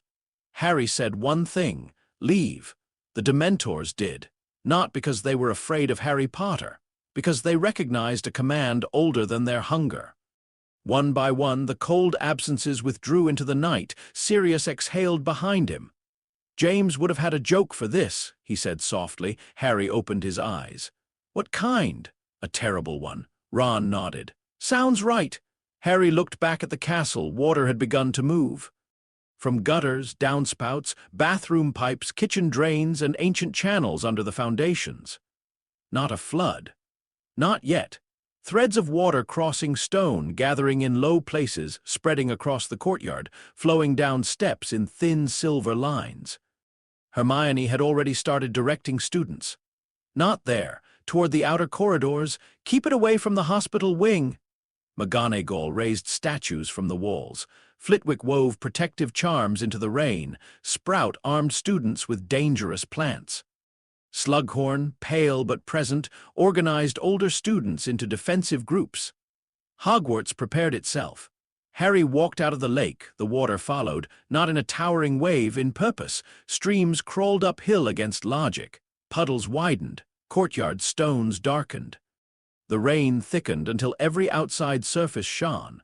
The first assault hit the wards at midnight. Light exploded across the sky. The castle shook. Students screamed. Teachers shouted. Harry felt the wards strain, crack, and hold, then crack again. Voldemort's army struck a third time. The shields shattered. The Battle of Hogwarts began. Death Eaters poured through the grounds. They came expecting defenders with wands. They found water underfoot. At first they laughed. Ankle-deep rainwater did not look like a weapon. Then the first line slipped, not randomly. The water moved. It pulled at boots, shifted beneath heels, turned solid, footing treacherous exactly when spells needed balance. A killing curse went wide and struck a stone gargoyle. A jet of fire died as water leapt from the ground to smother it. A conjured serpent dissolved when Riptide cut through the spell that shaped it. Harry moved through the courtyard like the center of a storm, not unstoppable, never that. Spells came from too many directions. He had to duck, roll, slash, retreat, advance. His shoulder still hurt from Malfoy Manor. His ribs had never fully forgiven the graveyard. Every time he crossed open ground, 10 wands could target him, but water warned him. A ripple before a footstep, a tremor before a curse, a shift in rain when someone raised a wand behind him. He was not faster than magic. He was faster than intention. That was enough to survive, most of the time. Ron fought near the broken fountain with 2 other DA members, shouting directions like a battlefield captain who did not realize he had become one. Left, shield now, Neville duck. Hermione moved beside him, precise and devastating, binding one Death Eater's wand arm while blasting another off his feet. She was not the most physically powerful fighter on the field, but she saw patterns faster than almost anyone. Sirius fought like a man who had been waiting 13 years to protect something with his own hands. His style was nothing like Harry's. Sirius used a wand with sharp, elegant violence, turning curses aside and striking back before opponents understood he had moved. Once a Death Eater aimed at Harry's back. Sirius hit him so hard with a stunning spell that the man spun into a flooded ditch and stayed there. Harry glanced over. Sirius barked. "Focus!" Harry did. The first hour became chaos. Giants smashed against the outer walls. Centaurs emerged from the forest later than Harry hoped, but when they came, their arrows turned the eastern flank. House elves surged from the kitchens with knives, pans, and furious squeaks of loyalty. Suits of armor marched into curses and kept moving until they fell apart. And through it all, the water rose. Not inside the main school. Harry kept that promise. The hospital wings stayed dry. The lower classrooms remained passable, but the grounds, the courtyard, the entrance steps, and the outer corridors became a battlefield of shallow, moving water. Death Eaters had built their lives around wand superiority. Range, fear, fire, dark curses, stable footing. Harry took away the ground and watched their certainty break, but certainty was not the same as victory. People still fell. A 4th year Harry did not know was carried past with blood on his sleeve, sobbing from shock. Lavender Brown was dragged from a shattered archway. A Hufflepuff 6th year took a curse meant for Professor Sprout and did not stand again. Power could shape a battlefield. It could not protect every person inside it. Then the wall exploded. For one heartbeat, there was only sound, stone, dust, screams. Harry turned toward the blast in time to see Fred Weasley laughing at something Percy had shouted, laughing, alive. Then the corridor collapsed. Water surged toward the broken passage too late. Harry ran, so did Ron. The dust cleared in pieces, Percy was on his knees. Fred lay still. The world narrowed. Ron made a sound Harry had never heard from him before. Not a shout. Not a sob. Something torn out of the body before language could shape it. Harry stopped moving. He had seen Cedric fall, he had buried Dobby, he had watched Dumbledore die, but Fred had been laughter in human form. Noise, movement, mischief. A person who made impossible things feel survivable because he refused to give solemnity the final word. And now the water around Harry's feet was trembling. Not with power, with rage. A wave rose in the corridor. Hermione grabbed his arm. Harry, he could drown the passage. He knew that. He could send the wave outward and crush every Death Eater beyond the breach against stone. He could let grief become force. Ron was holding Fred. Percy was shaking. Sirius appeared beside Harry, face white. "Harry," Sirius said quietly, "not here." Harry's fists clenched. The wave held, then fell. Water splashed harmlessly across broken stone. Harry turned away because looking at Ron hurt too much. Voldemort's voice filled the castle again. A ceasefire. 1 hour. He offered them time to collect their dead. He offered Harry a choice. Come to the Forbidden Forest, or the battle would resume. The castle went silent again. This time the silence was full of names: Fred, Lavender, Colin. Others Harry did not know, others he should have known. Harry stood in the great hall while the injured were brought in. The hall was no longer a place for feasts. It was a place of grief, rows of bodies and families breaking over them. Mrs. Weasley's cry when she saw Fred made Harry step backward like he had been struck.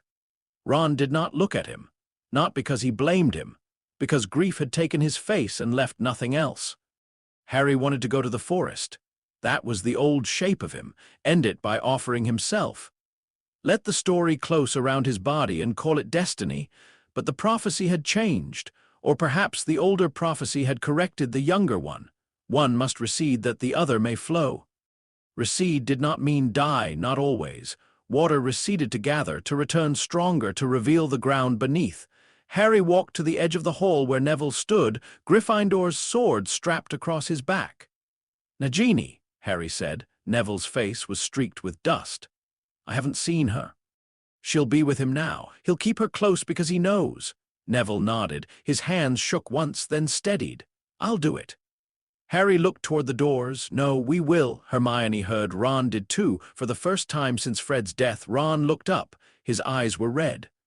Harry did not speak some grand apology. It would have been insulting. Instead, he said, "I need you." Ron stared at him, then slowly, painfully, he stood. "Yeah," he said, voice rough. "You do." Sirius stepped forward. "And me." Harry shook his head. "You protect the hall." Sirius's face hardened. "No, if Voldemort breaks through while I'm outside, they need you here. I am not watching you walk toward him alone. I'm not alone." Harry looked at Ron, Hermione, Neville, then toward the rain beyond the doors. "The castle is with me." Sirius looked like he wanted to argue until the sky fell. Then he pulled Harry close, pressing his forehead briefly against Harry's. "You come back," Sirius whispered. Harry closed his eyes. "I'll try, not good enough. It's what I have." Sirius let him go. Harry, Ron, Hermione, and Neville left the great hall through a side corridor while the ceasefire still held. They did not go straight to the forest. They went to the courtyard. Water stood 3 feet deep there now, gathered from rain, pipes, and the lake's underground channels. It should have drained away. Harry did not let it. In the center of the courtyard, beneath dark water, something waited. Harry had placed it there earlier before the first assault, when no one was watching. Gryffindor's sword had been given to Neville, yes, but the lake had sanctified it first.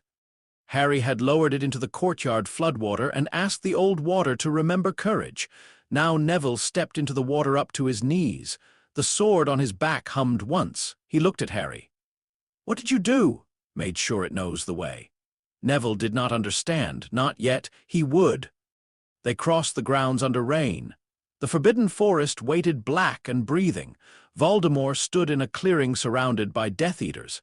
Nagini floated beside him inside a protective sphere, coiled and watchful. Harry stopped at the edge of the trees. There was water here, rain on leaves. Mud beneath roots, streams underground, not open lake, not full power, but more than the graveyard. Voldemort smiled. You came, Harry drew Riptide. I did. Voldemort's red eyes moved to Ron, Hermione, and Neville. How touching. Friendship as strategy. Ron lifted his wand. Better than splitting your soul into jewelry. Several Death Eaters hissed. Voldemort's smile vanished. Harry felt the shift, rage, fear. He knows, Harry thought. He knows they are almost gone. Voldemort raised his wand. The clearing exploded. There was no formal duel, no bowing. No speeches once the first curse flew. Harry moved left as green light tore through the rain. Hermione shielded Ron from a cutting curse. Neville vanished behind a tree as 2 Death Eaters targeted him. Riptide cut through a rope of black fire, but the force behind it threw Harry back into mud. He rolled.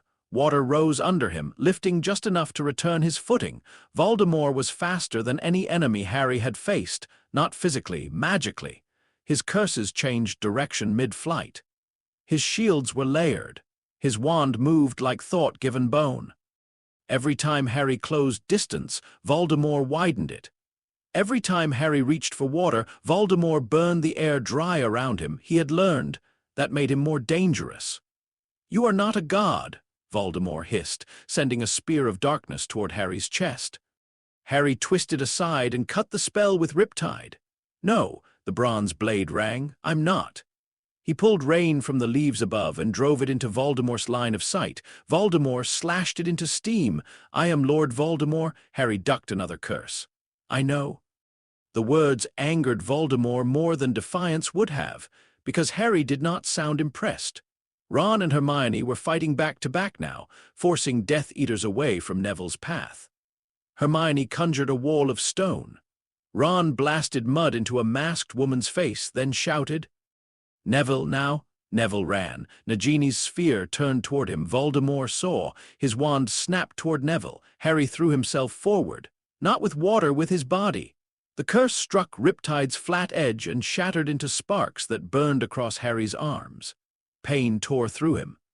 He nearly dropped the sword. Voldemort turned fully on him. Enough. The rain stopped, not everywhere, just in the clearing. Voldemort forced the air dry with raw magic, steam rising from leaves, mud hardening underfoot. Harry felt his power shrink. The lake was too far. The rain cut off. Only the water inside roots. Beneath ground, in his own blood, dry land, wrong ground, Voldemort knew it. His smile returned. There you are, he whispered. A boy with a blade.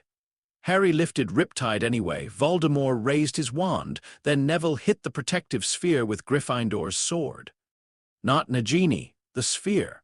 The lake-remembered blade struck the enchantment and split it open. Nagini fell into the mud. Voldemort screamed. Neville swung again. The sword came down. The final Horcrux died. The effect was instant, not visible to everyone. But Harry felt it. A pressure leaving the world. A wrongness unhooked. Voldemort staggered as if something inside him had been cut loose. Rain returned, all at once. Violent, cold, absolute. Harry rose. Voldemort's face had changed. The snake was dead. The Horcruxes were gone. For the first time in decades, Lord Voldemort was only mortal, still powerful, still deadly, but mortal. Harry felt the water beneath the forest floor surge upward. Not a flood. A tide through mud, roots, and rain. Death Eaters panicked as the ground softened under them. Ron grabbed Neville and pulled him clear. Hermione sent sparks into the sky toward the castle. Sirius would see. The final phase began in the Great Hall. Voldemort retreated there because pride demanded witnesses. Harry followed because endings had gravity. By the time they reached the castle, the battle had resumed everywhere. The Death Eaters' confidence broke when news of Nagini spread. Some fled. Some fought harder. Some died for a master who no longer had eternity to offer them. The Great Hall was flooded. Knee-deep water covered the stone floor, reflecting torchlight, rain from shattered windows, and the faces of the living and the dead. Students lined the walls.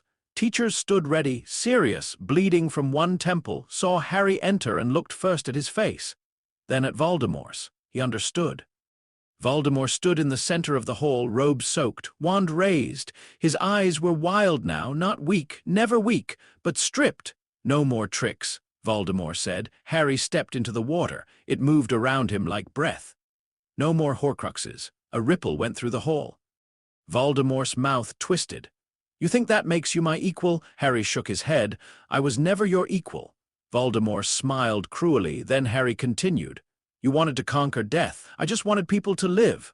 For 1 second, Voldemort looked almost confused, then he attacked. The great hall became storm. Fire roared from Voldemort's wand.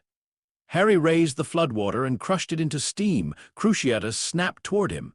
Riptide cut the curse in half, but pain still grazed Harry's side, hot and sickening. Conjured snakes surged through the water. Harry pulled the current sideways and smashed them against the tables. Voldemort cast faster, darkness, shields, killing curses, blades of invisible force. Harry did not block what could not be blocked. He moved. He redirected. He let water take the shape of defense without pretending it made him immortal. One killing curse passed so close, it burned cold across his cheek. Another struck the water behind him and sent a shock through the hole that knocked students from their feet. Avada Kedavra could kill him. That truth remained. It made every step matter. Harry advanced anyway. That was the difference. Voldemort retreated 1 step, then another. His spells were still brilliant, his magic still terrible. But every strategy assumed the same foundation. A wizard against a wizard, wand against wand. Spell against counterspell, fear against fear. Harry did not answer inside that framework. He walked through water, Riptide in hand. Listening, Voldemort's footing shifted. A tiny slip. A fraction of imbalance, water finds cracks. Harry moved. Voldemort raised his wand for one final curse. Harry was already inside the line. Riptide passed through the layered shields like bronze through mist. Not with rage, not with flourish, with certainty. The blade found the gap beneath Voldemort's guard. The hall went silent. Voldemort looked down, then up at Harry. His face held disbelief more than pain, as if the universe had broken a rule by allowing him to end this simply. Harry held his gaze. No prophecy saves you, he said quietly. No soul peace brings you back. No fear keeps you alive. Voldemort tried to speak. Only a breath came. The wand slipped from his fingers and struck the water. Lord Voldemort fell, not with thunder, not with light, just a body hitting floodwater for a moment. No one moved. Then Riptide capped itself in Harry's hand.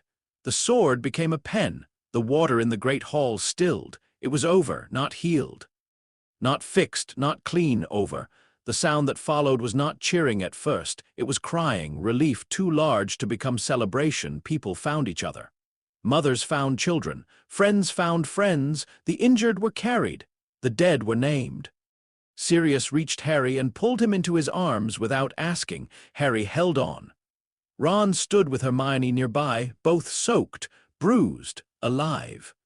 Neville sat on a bench with Gryffindor's sword across his knees and stared at nothing, as if his courage had carried him all the way to the end and only now allowed him to tremble. Mrs. Weasley held Fred. George sat beside her, silent in a way that made the whole hall ache. Harry looked at them and felt no triumph, only cost. The water around his boots lowered slowly, draining through cracks, channels, and doors, returning to pipes and earth and lake, receding. The next 3 days passed strangely. There were funerals to prepare, statements to avoid, ministry officials to ignore, survivors to feed, wounded to heal, parents to notify. Harry moved through it all like someone walking after a storm, stepping around wreckage that had once been familiar. People tried to thank him. He did not know what to say. Some bowed. He hated that. One wizard from the ministry called him the savior of both magical and mortal order. Harry walked away before the man finished. Sirius laughed for almost a full minute afterward, then looked guilty because laughter still felt dangerous near grief. On the 4th morning after the battle, Harry woke in a repaired dormitory bed to the sound of rain, soft rain. Ordinary rain. For a while he lay still and listened to Ron snoring in the next bed. The world had not ended. That seemed impossible. Harry sat up. A letter waited on the windowsill. Gray envelope, deep blue seal, trident. His heart stopped. He crossed the room quietly and picked it up. The seal broke at his touch. Inside was a single line. Same dark blue handwriting, same tide-shaped letters, I know. Harry stared at it. No apology, no explanation, no congratulations. No promise, just recognition for a moment. Anger stirred. Then disappointment, then something quieter. Poseidon had not come to fight the battle. He had not come to bury the dead. He had not come to explain why his son had grown up in a cupboard with only pipes for comfort. But he knew. That was not enough. Maybe it was a beginning, maybe it was only another unanswered tide. Harry folded the letter and placed it in his pocket beside the pen. Ron stirred. "Harry," he mumbled, "you awake?" "Yeah," Ron sat up, hair sticking in every direction. "Is something attacking?" "No." "Brilliant." Ron collapsed backward. "Wake me if that changes." Harry smiled faintly. Downstairs, Hermione would already be awake. There would be ministry paperwork, witness statements, questions about Horcruxes they could not fully answer, questions about Harry's heritage they would answer even less. Outside, Hogwarts grounds were still scarred. The courtyard stones were cracked. The great hall smelled faintly of lake water. The Black Lake lay beyond the windows, very still and very deep. Harry looked at the rain. For the first time he did not ask what he was, wizard or not, chosen or not. Son of James by love, son of Lily by blood, son of Poseidon by something older and stranger, friend of Ron and Hermione by choice, godson of Sirius by a miracle that had survived prison, war, and grief. Harry Potter by every step he had taken. That was enough for the morning. He dressed, put Riptide in his pocket, and went downstairs. Ron followed eventually. Yawning, Hermione met them at the foot of the stairs with a stack of parchment and eyes that were tired but alive. "There's paperwork," she said. Ron groaned. "We defeated Voldemort and still have homework." "It's not homework. That's worse." Harry looked past them through the broken entrance doors. Rain fell steadily over Hogwarts. The lake watched. The pipes hummed. Somewhere beneath stone, old water carried away the last traces of the battle, not erasing what had happened, but remembering it properly. Harry stepped forward into the day, not as a weapon, not as a prophecy, not as a mistake, as himself. And outside, the tide of the world moved on.